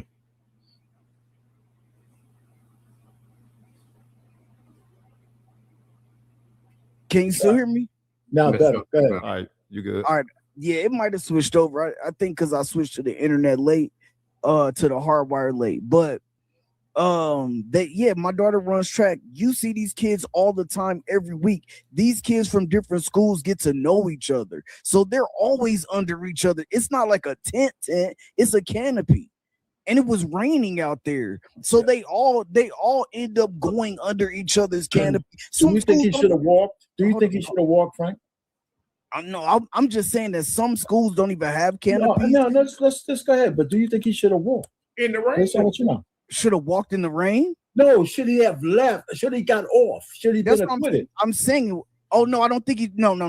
That's not what I think. I think that he should have got manslaughter, and okay. I also think, if you watch the lead attorney video, we played it here today. Yeah, and he showed how different those cases. All those dudes got like 10 years for and another kid in almost the same situation. A white kid down there stabbed somebody multiple times in a bathroom and only got 10 years. Right.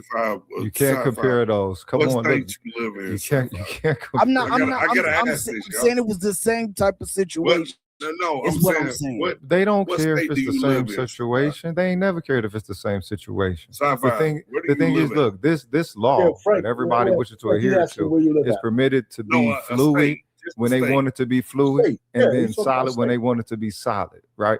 And we just gotta fluctuate with it, unfortunately. Okay, so listen, I have Frank, he asked you what state you live in. Yeah, you want to tell him or not? Yeah, I live in Colorado, but I'm from so y'all have Kansas City. But I'm from Kansas City. Right. But I'm from Kansas City, Missouri, though. Okay. So the whole thing is, right? We know it's raining and shit. A kid don't want to get wet. You might have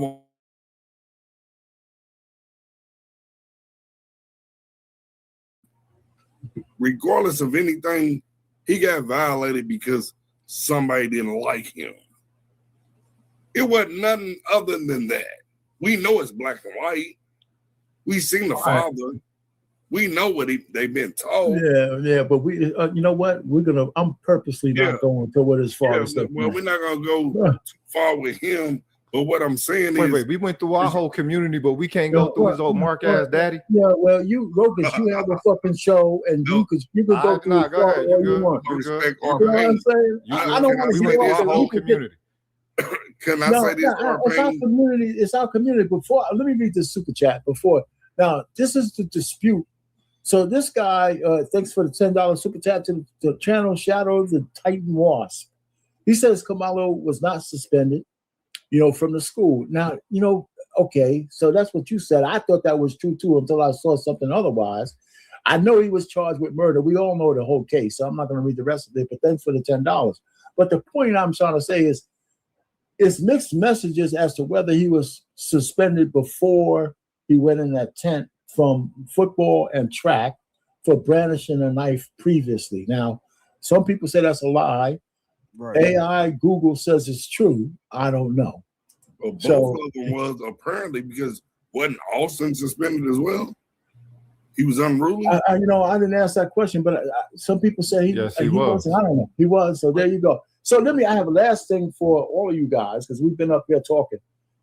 Now, this is the last level. Austin, what's his responsibility, and did he fail himself in this situation? For sure. Who wants to go first? I'll go first. Sure. I'll go first. He failed himself. Himself. Who is he? Austin. He failed himself. No, I meant not Austin. The brother, the fucking Hunter. Karmelo. Oh, Karmelo. Sorry, I said Austin. If I said Austin, I mean Karmelo. Oh, I'm sorry. Karmelo. I don't think Karmelo failed himself. I think Karmelo was in a situation, and I think that any child, even my children, right? I think if it was pouring down raining, my son would have ran under the tent or whatever. It is not a child's responsibility to police another child. It is the responsibility of the coach or the adult there that has authority over the children.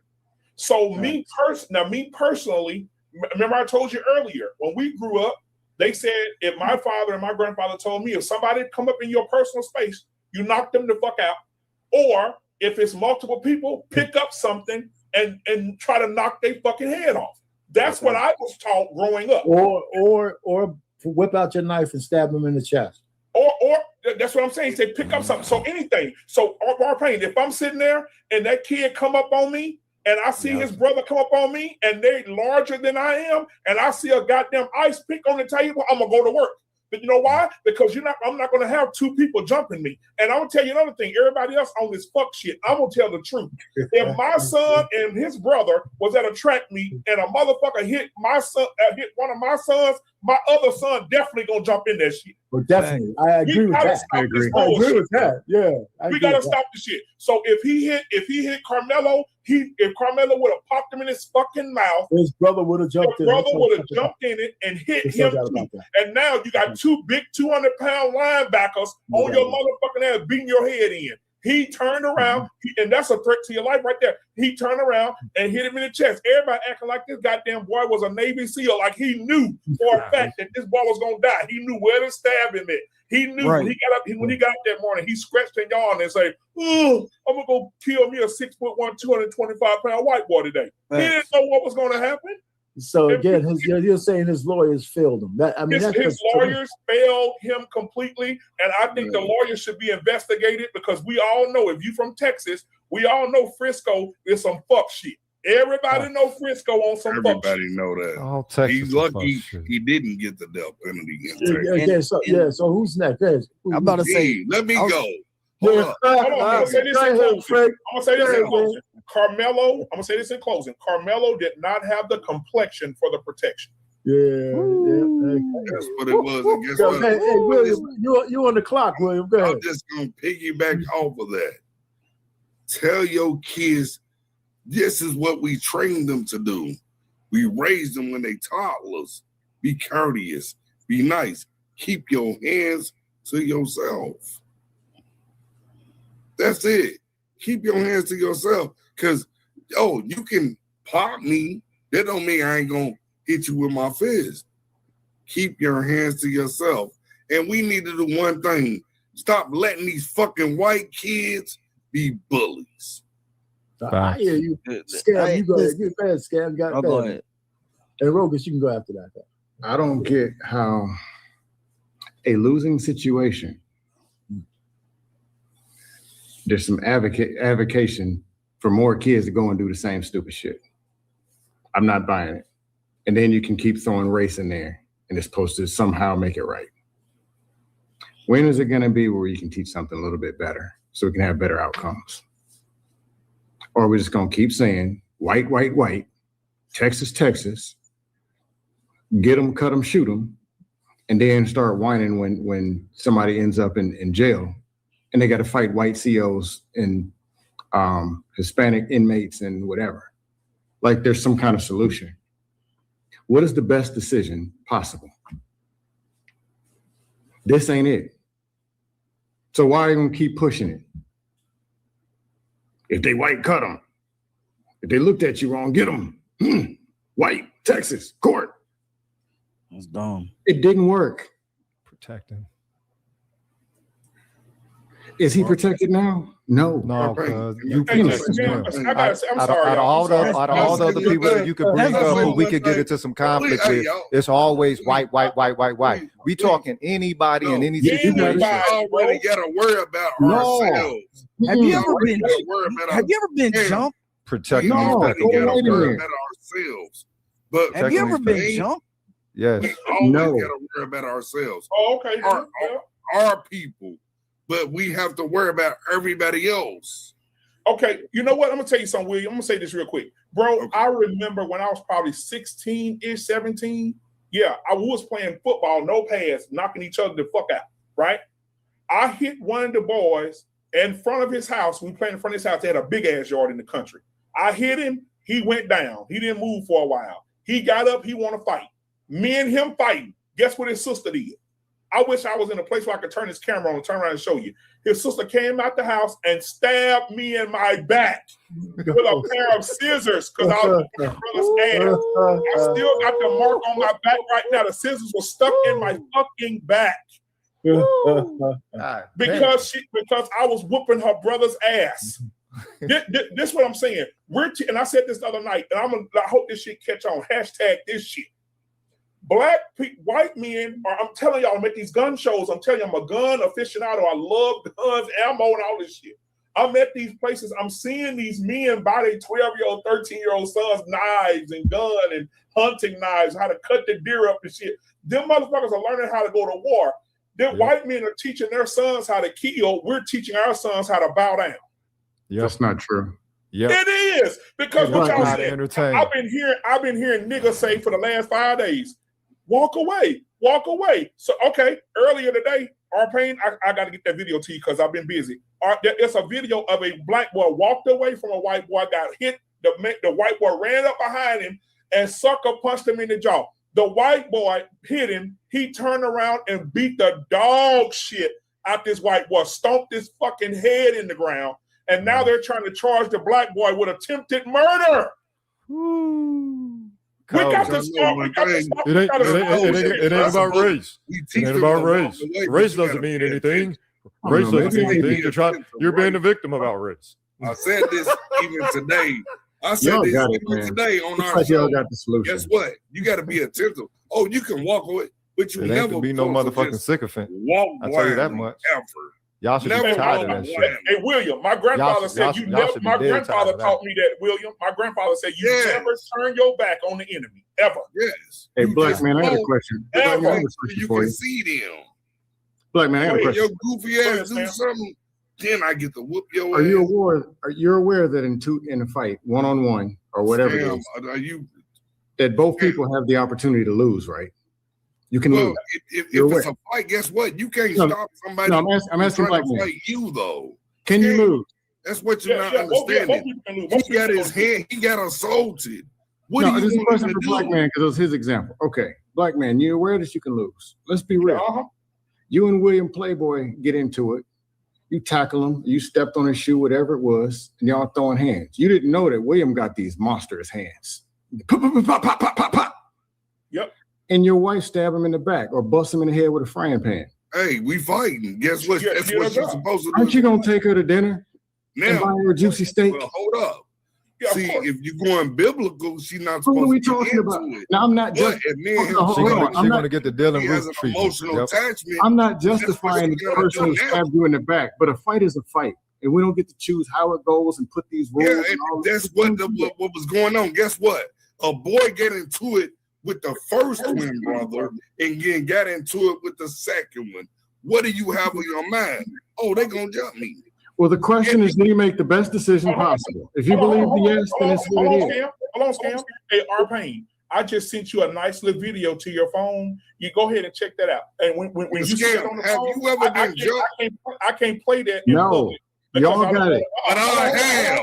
I can't play that in public because I'll probably go to jail. But that man right there, you look at that video I just sent you. That's what happened when you fucking play around with me and find out. Right there. Look at that video I just sent you. Do you see that motherfucker on the ground right there with his whole head bleeding? And he asking me, why are you doing this to me? When the white boy played with me, I just sent you a video. I got receipts. I will plant a motherfucker like a tree by the water. I am not playing with these niggas. Yeah. I'm not playing with these niggas whatsoever. Look at that video I just sent you. I would play it, but I don't want nobody to find it. I got to go to court.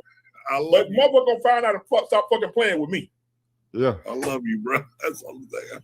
I mean, I don't fight on the streets no more because I know I could get in more trouble than I used to. Yes, especially you since grown. I used to box, so I can't. But you grown. I used to. I mean, but guess yeah, what? but I used to do a lot of shit. I got bro, one more can I thing for just you. finish my damn statement? Because your ass God. are you gonna be Every long-winded? time, bro, Yo, hold up, cuz. He just started talking. talking. You've been talking this whole time. No, hey. Let him speak. Go ahead, Will. Go ahead, Frank. And you should be ashamed of yourself, not. Go ahead, Frank. Yeah, but back in the day, of course, that was the thing to do. You know what I'm saying? Being raised in the hood and shit like that. But you know what I'm saying? Like, this whole situation is just wild. I feel like people are just going like either to the extreme on one side or to the extreme on the other side. Like, you're not supposed to protect yourself, or if you're about to get jumped, like, you're not gonna grab something, you're just gonna take the ass beating. That's just not realistic. they're making it seem like he had a knife that like Arnold Schwarzenegger or some shit like that. Like he had a knife that you wouldn't even expect to even hurt It was nobody. a tool for runners. Right, it it was a worked. tool. It Right, killed I'm somebody, saying like, bro. I know that. I just killed said that. That's not what I said. I said people are acting like he had a Rambo style knife. He had a knife for like he had like a track tool and he stuck him with it. Like he killed him. What are we talking about? Look, you need to, okay, you're look, not you understanding what I'm saying, bro. he don't want to understand what you're saying. He Look, was being a dumb teenager. There was a dead body laying on the pavement. Hold up.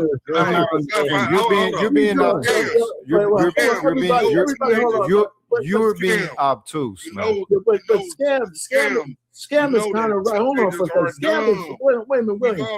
Scam is just trying to tell Frank, it don't matter what instrument he had in his hand. A guy is dead. So they're gonna treat him. Okay, nobody said that he was supposed to get off. Nobody said he was supposed to get off. So what? So what is it you protecting? A machete or a little knife like that, because the result is the same. What you taking the flower power? Hold up, you taking a flower power stance with this shit? Nobody should have died. We're all human beings. All we gotta do is love one another. Is that what it is? I want to ask this. Now, as a teenager, did you do something dumb with a weapon? Just anything that's stupid that you could actually cause? No, I didn't. It could be a weapon. William, I said it the other day when we was having this conversation. I asked everybody, have you ever been somehow, some form of either one of the Metcalfs bullying and instigating and talking or being Karmelo? Most of us have done stupid stuff when we were young. You was a teenager. Yes, I done stupid stuff. So did you have a weapon? Did you play with fire? Did you do anything as a teenager that was stupid? Yes. All of us did. What was one of the stupid things? It was so dumb. I won't even say. I'll tell you. So that did you have a box cutter? Did you see one? Y'all know we used to have them. Hold up, Scam. You're older than me. It was. So you know, I'm younger than you. Have the big knives where you could push the button and that blade was that long. Did you ever see one of those? You're talking about a switchblade? A switchblade, they're legal in Florida. We always to do that shit. Yeah, legal period. No, wait. I brought up the thing about people being young and stupid, or 17. At the end of the day, this was because people getting all the extra territory stuff. Just like in the cafeteria, you sitting in my seat. Or even in college, this fraternity ain't supposed to be in this section and they fight. People do dumb shit. What I'm saying is, even and look, they in their 20s, but they still doing stupid shit, right? Yeah. Look at the people on the panel. They want to fly out and cut each other over. Okay, wait, hold up. Let me tell all y'all this. They exchange words first and foremost. They exchange words before they exchange any blows. There were words. If everybody's going to have any accountability, then all of them should have had an accountability to their words. Austin, Anthony was not the first one. It was. What was it? Trevor? Your mic went out. He was the first aggressive. You put yourself on mute, bro. Brother. Exactly. No, I'm not justifying them dudes. It's some ignorant whatever. Get out my seat. Get out my section. What you looking at? Scam, I got a question. Bunch of junk. Go ahead. Scam. If the police pull you over and they feel like you have a weapon, or the police pull you over and you come being aggressive toward the police, what did the police say to you? What do they say? Yeah. I don't know. If you get aggressive toward the police, they're going to say, freeze, put your hands up. Sir, don't reach for nothing. Sir, they're going to give you fair warning before they shoot your ass. Right? Okay. Yeah. All right. Karmelo said, touch me again and find out. The white boy said, that white boy probably looked at his brother and said, who the fuck this nigga think he is? And he pushed him again. He said, oh, okay then. And he Raphael'd his ass. Yeah, black man, you can't do that. You can say it how you want. And I'm not justifying them putting their hands on them and none of that. You can't do that. They do it. Like I said, what do you mean you can't do that? That is not the first time that's happened. Keep their hands to themselves. Yeah, that part is true, William. Hey, listen, another super chat here. Insum the Great. What part of LA was that soft MF from? That's my man on left. That was Black America, I believe. Yep. We talking about I ain't never heard of MF from LA talking so soft, talking that so. Listen, I don't know, man. Hey, man, he did some time, man. So I don't know how soft he really is. You can't make up your own laws. I don't know if You can't do anybody that. answered. I don't know if anybody. The ones answered. we got don't even work half the time. I want to answer William's question. He said, if anybody did anything stupid? When I was 16, 17, yes, I did a lot of stupid shit. But one of the things I did that scared my mama was that I went to school, dude plucking me behind the ear in class. I said, hey, man, stop tripping around. Like, don't pluck me behind my motherfucking ear. Leave me alone. Pluck you. I'd be plucking me behind the ear. Pluck. I said, all right. Then he want to throw pencils and shit. I said, all right, here we go. That niggas playing. So I get up, turn my test in. He threw something hard as fuck, hit me in the back of the head with it, right? So when he went to turn his test in, I just waited on him at the desk.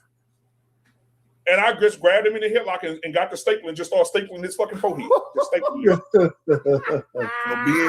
bro, if my mama was on the phone right now, my mama would tell you, please do not play with that boy. He's crazy. I'm serious. I didn't play no games. Never. It was a white boy. It was a white boy. And I'm thinking to myself, I heard all the stories from my grandma, my granddad. It triggered something in me. I'm not gonna let no white boy put no hands on me or do nothing crazy to me. So if he's black, he gets grace. Oh no, sir. I done whooped a lot of black asses. I'm gonna tell you something. Damn. This is what I've taught my kids and my grandkids, right? I teach them you can be courteous to everybody. Absolutely. That doesn't mean they raised that way. So you just do it out of the kindness of your heart. Don't expect it. You hope they do, because a lot of people gonna let you down. Like, hey, the baby girl, she told me, well, they doing it. I said, you didn't do it for that reason. You did it because you're trying to be a good person. You're being courteous. They didn't get it. And even if they did, that's who they are. So you can expect that. But the one thing you can expect from, don't put your hands on nobody. Well, here we go. Here you go. You mean to tell me, Scam? Hold on, Scam. There's another the way you chat. sounded, guess what, Scam? The way you sounded, that sounds like a white man can smack you in your face. You ain't gonna do shit. Yeah, man, I never said that. That's just junk y'all threw out there. I'm just saying. Hey, I'm just saying. Okay, another super chat over here, right? It's something great. See, here's another one. This goes together what you guys are talking about, right? Karmelo Anthony got assaulted and stabbed his attacker. What the fuck are you talking about? The devil got us tripping. Got y'all tripping. Preach. You got a lot of people tripping. Okay, one more. Let me get this one out too. Again, thank you for the $15, man. 555. All right, what's going on, Coach? Okay, what's this? Nika, what's better than keep your hands to yourself?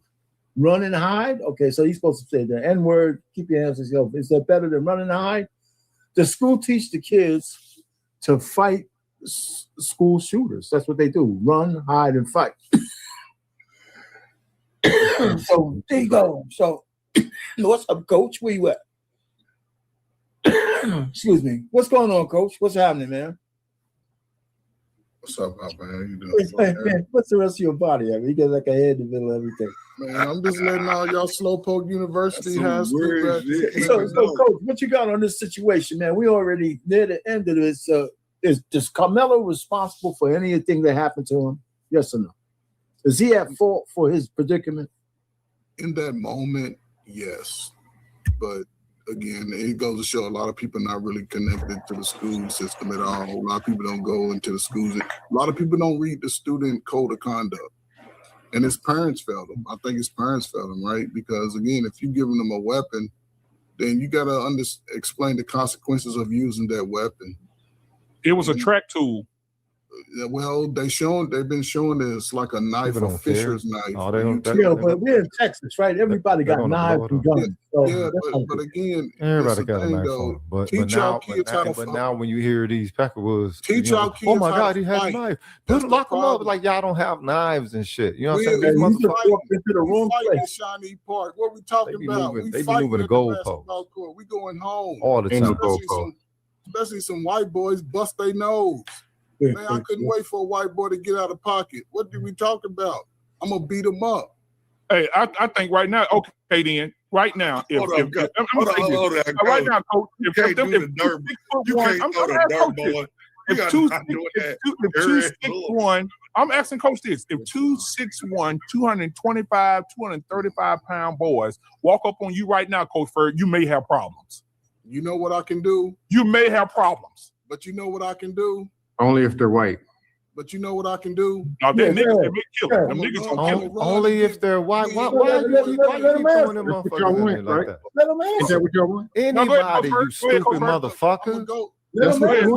Oh, bootlicking ass nigga. Nah, you here to protect these motherfuckers for some reason. We're talking anybody. Anybody. Your people don't teach you to put the act right on just white people if they teach you to put the act right on anybody, man. No, you got that. You got it. Super cool ass nigga.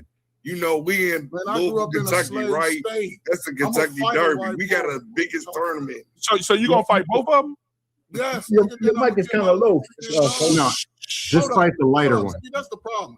Let the other one get away. BMU, you understand a defensive back is taking on 6'6", 6'7", 350-pound lineman every day. I'm gonna step back. I'm gonna throw these 1-2s, and then I'm gonna take off running, and then I'm gonna see Playboy William. Hey man, these white boys are trying to jump me, and he gonna stand with me. I don't understand it. He got other kids there. Where was the listen? You gotta take that ass with. Exactly. You know what? Nothing more exhilarating when I was coming up. City though. Muhammad Ali, Louisville, Kentucky. But you know what though? You know what I be want to tell people, and salute to everybody that served us in our military. I want to be telling all men that served in the military, hey, listen, why did we have to go to Afghanistan? Why we just go over there and shake hands and with them motherfucking saying niggas and just say, hey, listen, hey, we good. We don't want to fight y'all. We don't want to kill y'all. We want to walk away. Matter of fact, let's put the guns down and y'all get y'all best Afghan fighter and we'll get our best American fighter and we'll just fight it out. No, you niggas was over there shooting and poking them niggas to death. Why didn't the gangs that shot each other, young black brothers, even go over and shake each other's hands? Why? I mean, what were we talking about? But I'm saying, what's the difference? Hold on. Because they're only murder butlers on that side of the world. My question is, what's the difference between men in the military signing up to kill and stab a motherfucker versus a nigga on the street shooting and stabbing a motherfucker? Y'all just got the license to do the shit? No, because you're told it's something that's honorable in the ranks when you realize that you're over there with some gangster shit. Ain't no honor in them ranks whatsoever. So if somebody come into your house, y'all just go sit there and watch them. Who? No, not Coach Ferg. I'm all about the violence. You come up in my house, you come up in this motherfucker, I'm gonna lay you down. So if it's all about my thing is this, right? And that's why a lot of people, they don't really go to the school. The first thing they're gonna think about is the socio-emotional mindset of the students first. The first thing they did on that Monday morning, they had a prayer visual. They had counselors available for every kid in that school and kids in surrounding schools. So they're going to play that mindset.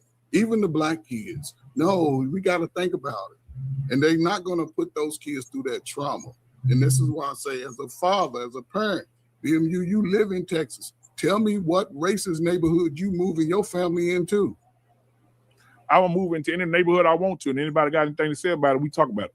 Well, but then if your kids go outside and do something to commit a crime, which they're going to do, they're not going to say it was self-defense based off that racist community, then I wouldn't put my family in that situation. But that's acknowledgement that their culture is even there. They won't even acknowledge that the shit is racist.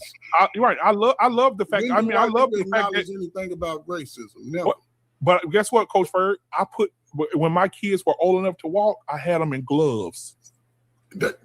You prove my point. Well put. I had them in gloves. And I told my kids fight. I told my kids to fight. I taught them the same thing my father and his father before him taught him. You prove my point. Fight. But if a motherfucker like they're gonna jump you, do not take brain damage or getting your teeth kicked out your mouth. You do whatever it takes to get them out of your space. So if you gotta pick up a goddamn metal cleat, you gotta pick up a fucking pitchfork, whatever you got to do to get them off of you, get them off of you. But don't take no 3-4 motherfucker beating your head in the ground. That's stupid. I don't know who's saying, even me. If 4 niggas run up on me, I'm going to show their asses. Bow, bow, bing, bing, bow. I'm not going to fight 4 niggas and get my head knocked off and kicked in the ground and have me brain dead. You got me fucked up. Hold on. So you don't have a weapon. What do? Do you stay there and prove yourself tough, or you get your ass and get up through so you can regroup and then you come back with what you need? I mean, well, no, it's not. If you don't have a weapon, put the weapon there. Everybody want to make this shit subjectively what the fuck they would do. What the fuck happened is what happened. Okay, the fact that they aggressed him, both of them aggressed him, and he responded. Nobody's saying he should have got off. Right? Nobody's saying he should have killed him. That's why we say negligent, inadvertent manslaughter or some shit, or involuntary manslaughter or something like that. Nobody's saying he shouldn't have got off, but everybody want to give these motherfuckers some pass for aggression, for doing the same bullshit that these motherfuckers do culturally. But culturally, what we supposed to do? We supposed to be pacifists until these motherfuckers forever, every fucking generation. I got a question for all of you guys. You think Austin would have approached a white boy who he didn't know the same way? Yes. No, absolutely not. Yeah. Wait, why not? No. Wait, why not? He wouldn't approach that white. Them twins wouldn't approach that white boy like that. They would have befriended him. They would have said, "Hey, what's up, man?" No. Wait. Let's say they had beef with him. They can't have beef with another pack of wood. Give them that. Yeah, y'all act like the only fight that happen are black people, white people bullying. That's the only thing that happens in America. Hold on. Let me say this though. This is people that live in the North or people that live in the South. A bunch of white folks said. I'm from fucking Louisiana, the dirty fucking South, next door to Mississippi. It's racist. It's still sundown towns where I'm in. It's sundown towns. They don't fight and kill each other. Nigga, you crazy? But these white folks down here don't give a fuck. They will pull a gun on your ass and shoot you, kill you in a heartbeat. They don't give a fuck about you. What are you talking about? Forget about me. You saying that they don't fight other white people? Or are you saying that, BM? They no. What I'm saying is, yeah, they fight other white people, but the majority of media is black on black crime. It's just the niggers killing each other and white folks going on the same amount. Let's stop moving the goalposts, because my question is straightforward. You answered already, BMU. You said you don't think Austin and his brother would have told a white boy they didn't know to get out the tent. Yeah, fuck no. I don't know if that's true. My thing is, why wouldn't it? But no, the thing is, what does it matter if he would have told a white boy or not? You know what I'm saying? Because y'all making everything about race. No. It's not about race. What y'all don't like saying everything about race, what but y'all hate to acknowledge is that white is a power dynamic within the framework of this fucking nation. It ain't just also hey, Rogish. I'm with Rogish on this one. If you will. It is also a power dynamic. Black ain't no motherfucking power dynamic that none of these Woods here in America got a fucking deal with or contend with in their day-to-day. So there's no balance. There's no if or with that everybody tries to. What if it was black? That the first acknowledge what the culture is here. Acknowledge how these motherfuckers get down. You saw his father, so the sons can't be that far away from it. Are you shitting me? Okay. What you saying, William? Didn't they say when he first got there was no problems until the twins came with his exactly. Listen, okay, we've established the sides we're on there. Listen, the guy did what he did, however he felt, and I don't disagree. I just don't think he should have gotten murdered. I think he got bad lawyership, but that wasn't the question I asked. So we keep moving the goalpost. Okay, ask it again. The question really is that those two guys, if they were bullies, that they would just be as apt to maybe kick a white boy that they don't know out of their tent as well. Because listen, we a lot of wars have been fight from white people massacring other white people. So to say that they would look at this white boy and say, let's kiss and oh, you're welcome up, they might beat up another white boy. They might. So say that wouldn't happen. Our pain. Arpain, I am under the impression that you become what you are around. After I saw that boy, them twin boys' daddy did that video talking about niggas and watermelon and all this. They grew up with that racist motherfucker. So you don't think they think about it? He wasn't in the home no more. Get the fuck out of here. No, I agree with that. He went off the rails with that. No influence whatsoever. When it first happened, guess what they was doing? They was talking about the father was there. He was whipping on the mama. Right. The boys seen that already. Yeah, he was beating the mama's ass. Yeah. Culture, right? That's Culture. why they was divorced. If you paid attention, they wasn't together. He was whooping her ass. So Coach Ferg, Coach Ferg, have you seen the video of his daddy? Yes, man. He spent 2 hours talking. He's been on a rant for 2 hours after the fact, right? This is after the fact. So again, his ideology has been spread throughout that whole town. It's already spread throughout the whole town. Those kids talk to each other. They go to church together. They do business together. They go into golf together. This is the mindset of the whole town. I got a question for y'all. Well, I'm not gonna just Especially you live in Texas. Because again, That's the coach. Go ahead, ask your question. I was in Killeen, Texas. Y'all niggas don't even know what Killeen stands. I know a Killeen, exactly what Killeen is. And I used to have to go get my registration in Jasper, Texas, where they drugged the black man on a pickup truck. On the pickup truck, Jasper. Yeah. That was when y'all was kids. Pickup truck, ropes. What I'm saying is, there's no way. I live in Kentucky. I live in the state with the longest feud of white folk in the history of America. Yep. Every white person. I went to a school where when I was bused, the white kids and the black kids fought. My thing is this, because we see it in our own community, learn how to fight. And if you and if anything, you get your licks in and you run to get your buddies or your daddy. But to go all in with an intention of, it's personal when you have to stab somebody. I don't know anybody been stabbed or something. It's personal. You up close. If it's two motherfuckers against you and you got a knife and they're bigger than you, let your kid learn how to play football. Had he pushed him back up off, he was over, and he wasn't a fighter. Split all this right here. Pushed him. He wasn't. He also wasn't a fighter. So Coach Bird, hold on, Coach Bird. Coach Bird, hold on, let me ask you a question, Coach Bird. Coach Bird, let me ask you a question. There's a lot of CEOs that are not fighters. fighters. Had he pushed him down the steps, since he was pushing him, putting his hand up, had he pushed him down the steps and he broke his neck and he died, would y'all still feel the same damn way? Yes. He got murder. It's murder. Yeah, but the whole thing is, I'm still defending myself. Still be murder. It's equal force, though. It's equal force. I got assaulted, though. Think about this one thing. I got assaulted. Somebody put their hands on me. Hey, y'all all grown men. You mean to tell me y'all gonna let somebody put their hands on you? And you ain't do nothing? I mean, how come we got to talk about fucking extremes all the time? Okay, Arpain, more extremes, Arpain. The extreme is that most people, listen, nobody's saying this fucking guy shouldn't defend himself. Nobody said that. Yeah, he That's did why I'm saying, wrong. why are we even talking from that angle? You know that he stabbed. He shouldn't have stabbed. What I'm saying is that's why he's going to jail, because maybe he should have fought. Maybe he would have got his ass kicked because there's two guys. Maybe he stabbed him and it was a lucky stab. But actually, let me tell you, this motherfucker stabbed him with this knife.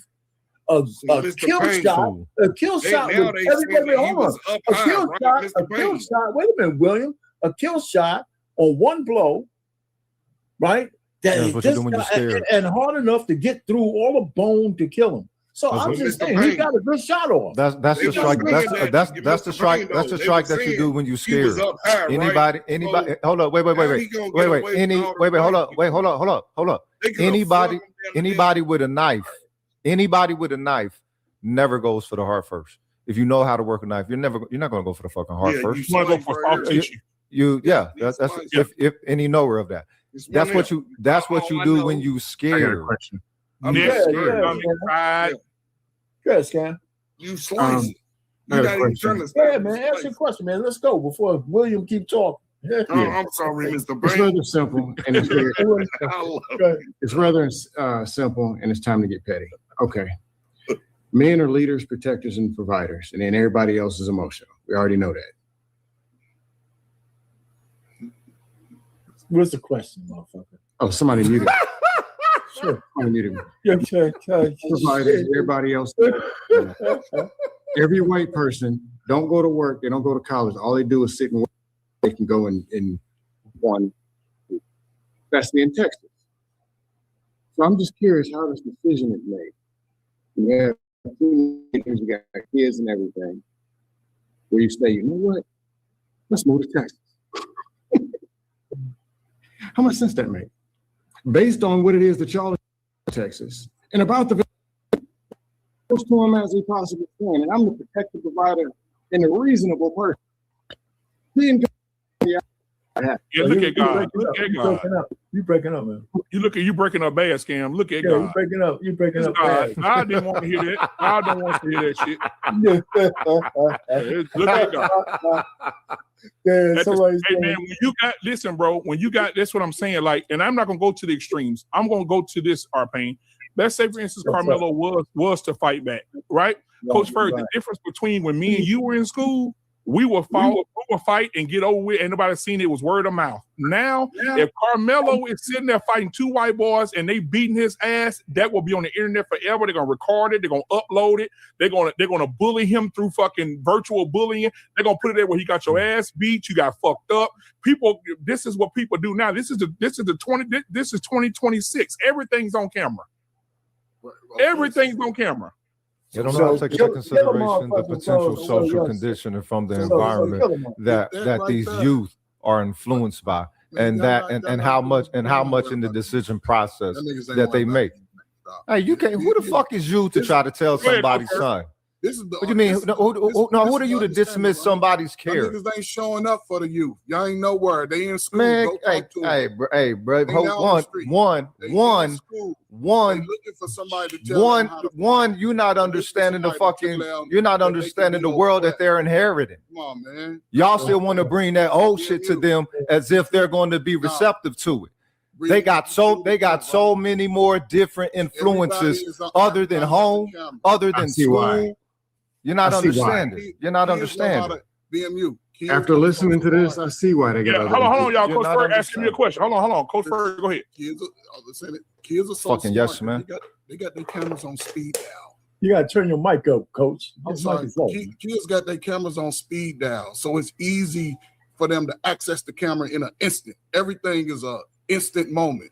So in that moment, right? And this is what I keep saying, because the beginning, remember, you saw all these camera angles from across the field, from everywhere, because schools have cameras, right? And kids have cameras that are up close. But what they were not going to do is put those students through that social-emotional trauma.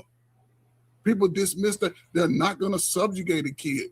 Even if my kid saw it, they're going to have a Monday morning, they're going to say, you can go talk to some counselors and the therapists about your what you saw, the trauma that you saw. It was a traumatizing experiment. That's why they already sort of had it so what you trying to say, Coach? What I'm trying to say is that people are overlooking the boundary that if I'm Karmelo, you think you're trying. Last time you What's said the boundary? you think his lawyer was trying to protect kids too. Yes, they all gonna do that. Bullshit. Hold on. Arpain. Watch this. I got my son right here on the phone. No. Son, can you hear me? Can you hear me, son? Can y'all hear him? Yeah. Y'all hear him?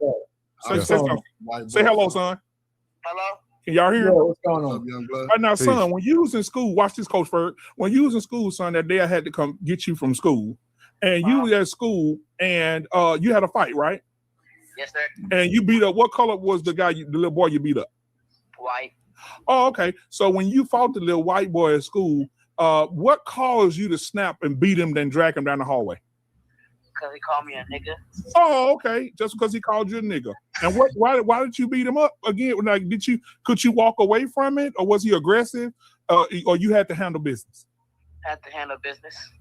Oh, okay. Over a name? Oh, a name. Coach. All it is the name. You sound like No, them. I'm asking. You sound like them Peckerwoods. Hey, white people listening, I hope y'all happy with how good y'all motherfucking program is. When I get to the school, Rogish, this is what they say, because they got cameras everywhere. So the lady said, the principal said, hey, listen, if you would like to see what happened, we showing both sets of parents. You could come in and see what happened. I say, cool. She get the video. She bring me in. She show me the video. My son sitting there minding his fucking business, eating his little lunch away. The little white boy passed by bumping. My son didn't say nothing. He come around the other way, and he pointed at my son, laughing or whatever. My son didn't say nothing. And then he came up to my son, nose to my nigga, hollering in his face. And my son beat his ass and drug him down the motherfucking hallway. As he's supposed to.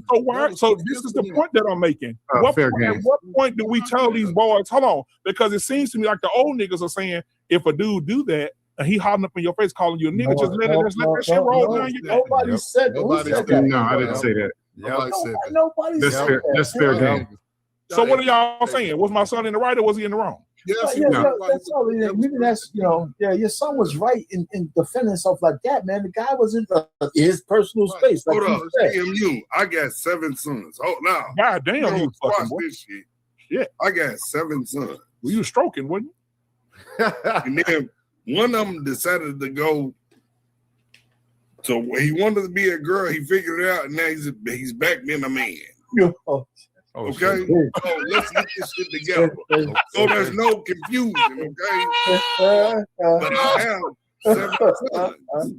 So I've been through this. The one thing I'm always going to teach them is you don't let nobody bully you. If somebody hit your ass, you hit them back. That's always, we all know that. Let's stop acting like we have not been little kids. Fact. We have not been. That's what I'm saying. That's hold up. This is personally for scam, though. Yeah. Stop doing that bullshit. Now, I got more bullshit if you want. Hold up. Now, I got more. 16 Pleasantville, huh? granddaughters. I got some for you, too. I have 3. You good. I have 3 hyper cool grandsons. And that little nigga's about to be, the youngest one is about to be 1 in August. But the daughters, the grandbabies, and all that, they're girls. Fuck no. I'm not doing that. But my sons, no, can't nobody hit you. I will handle it. I got your back.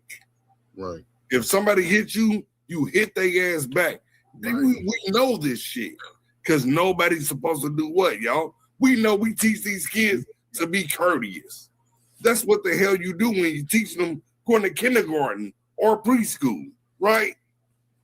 Am I lying? No, it's cool. But listen, that's why we're so far away from Mr. We're so far away from the thing, because nobody is saying that we're telling our kids not to defend themselves. No, we're not teaching them that.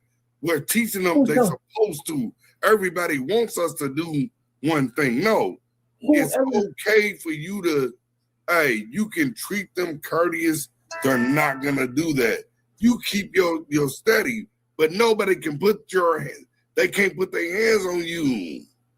You can tell the teacher, hold up, y'all. Our pain, let them go. They're just going to throw anything out there. Y'all forgetting one thing. No, scam. You need to stop. There's layers. You tell the teacher. Stuff we never said. You tell the teacher. If the teacher, you tell your coach if you have one. You tell your parents. You're supposed to do that anyway. But then after that, what do you have? You don't have no supervision and a public platform that is, for one. Can we have a caveat of out-of-pocket Peckerwoods? Because it seemed like the what if is getting so fucking expensive and getting such a great. Y'all really want to omit that? Y'all really want to admit that? Y'all want to omit them? Y'all want to omit y'all want to omit them? Y'all want to omit them getting any type of motherfucking correction from us whatsoever, physical?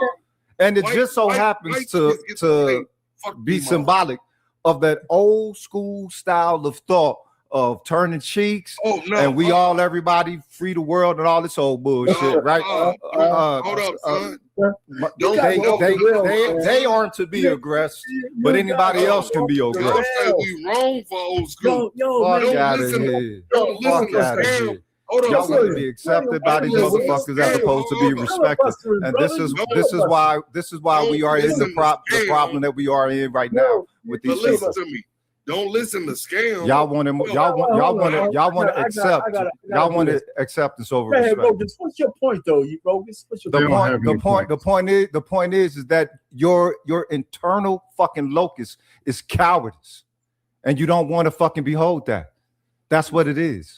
It's fucking cowardice. Y'all been protecting these devils all night. You can go back to the chat and look at how out of pocket they was with the chat. Those of you who was agreeing with them motherfuckers was focused on the ones who wasn't, as opposed to those who were. They show who the fuck they are right there, generation after generation. And all of us got gray hairs in our fucking chin. We did when we was kids, and our parents had the same issue with their fucking great grandparents, and we got that same issue with their kids now. These motherfuckers ain't being racist. They're being themselves. You some fucking cowards if you don't put them in their fucking place when they step out of fucking bounds. Not if, fucking when.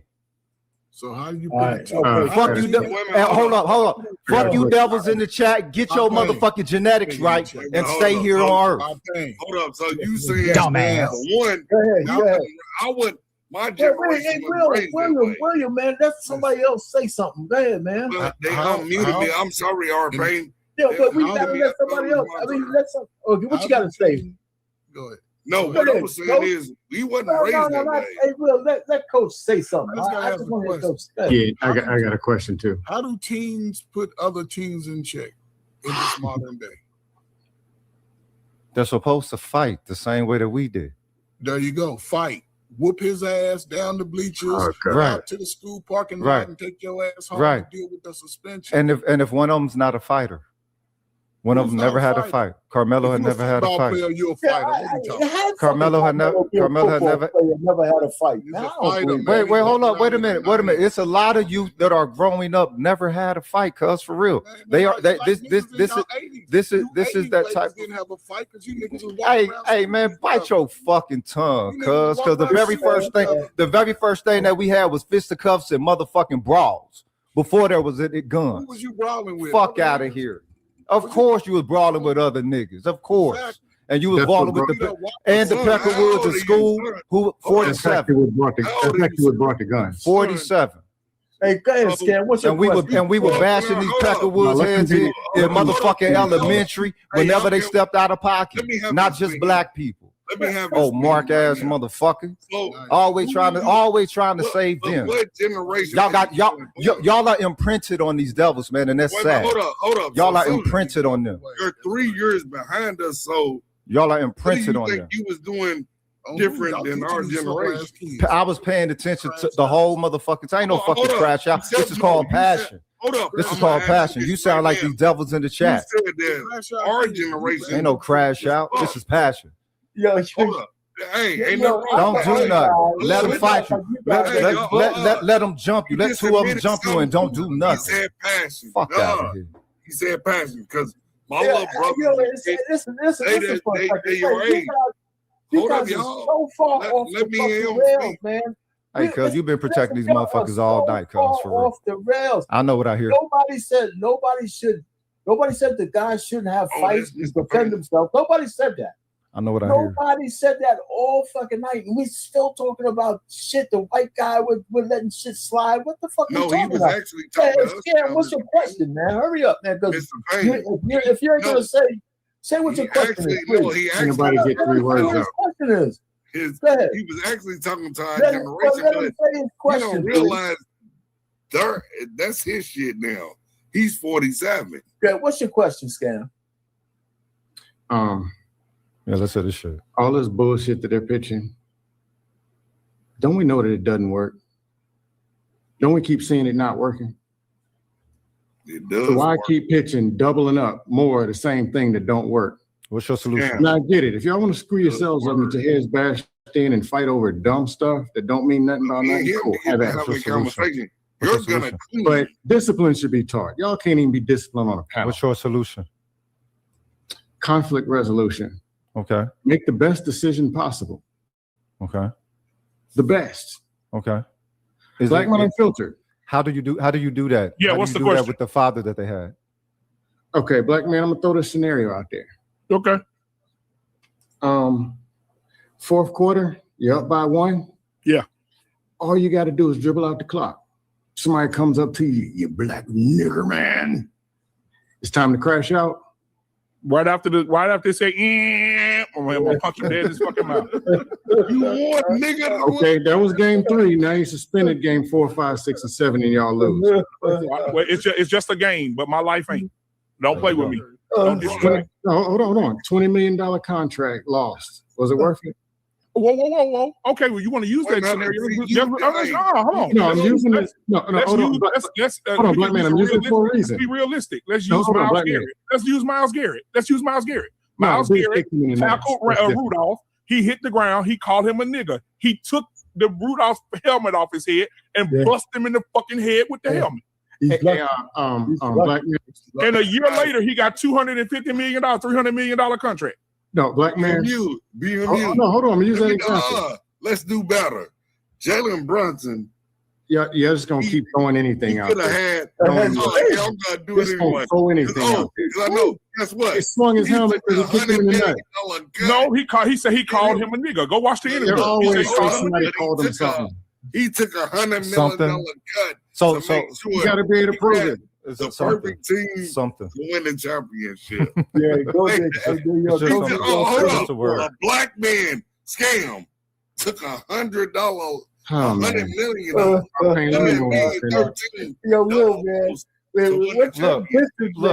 Look. When money's on the line, clearly this motherfucker's a charity, clearly for self, and he expect everybody else to be.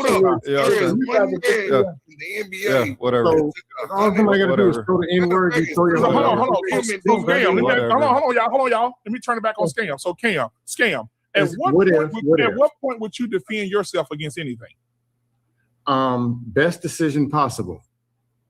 It's that simple. This motherfucker is super. There are times when, yes, you might want to run to see another day. Shit. And a white man smack you in your mouth, Scam. Huh? And you're not going to do nothing. Say what? If a white man smack you in your mouth, are you not going to do nothing? Or if any man slap you in the mouth. Yeah, because I don't know why y'all just throw white in there like it means something. Hold up. Oh, it definitely means something. Yeah,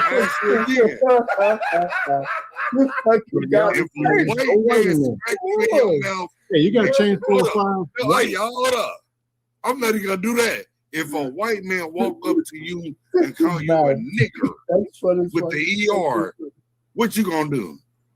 Probably keep walking. Hey! Somebody in my Facebook, book group said y'all need to stop arguing. And everybody need to try to grow their hair back. All y'all bald up. I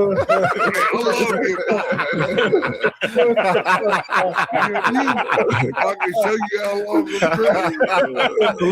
Damn, I just noticed that shit, bro. I just noticed all you niggas ain't got no hair. That's fucking crazy. Bald niggas make the best stepdaddies. That's why they ain't got no stepdaddies. You make the best daddies.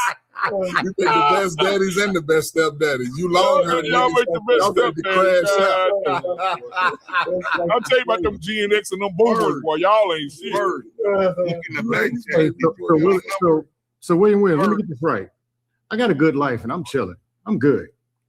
And I'm just going to get talent. See, now you got Chinese. Can I finish? Can I get a word out? That was William. That's funny. I got a good life. You know what? William is like this because he's not on Ham's panel, and Hams don't let him get away with this shit. And so he's over here talking all this shit. Yeah, do that shit over here. I got a good life, and I'm over here chilling. Put your wide ass shoulders, back boy, back bitch. Yeah, I never could stand them. Some other dude is mad because of white, because of black, because of Asian, or whatever, and they come and invite me to go in and then lose a life. And I'm supposed to take that invitation. But, when I can leave and move and go live my good life. BMU or paying, I put my number in the back chat because I need some advice from y'all anyway. Man, listen, I'll hit you up already. And Hamp knows this as well. Hamp knows I'm doing my own channel as well. I want some advice, so y'all have my number in the back chat. Okay. Hey, and I want y'all to understand too, as R-Pain probably coming to a close like a Baptist preacher in Florida. Tomorrow night, guys, if y'all want to come over tomorrow night and have a discussion, we're talking about Asians exposed.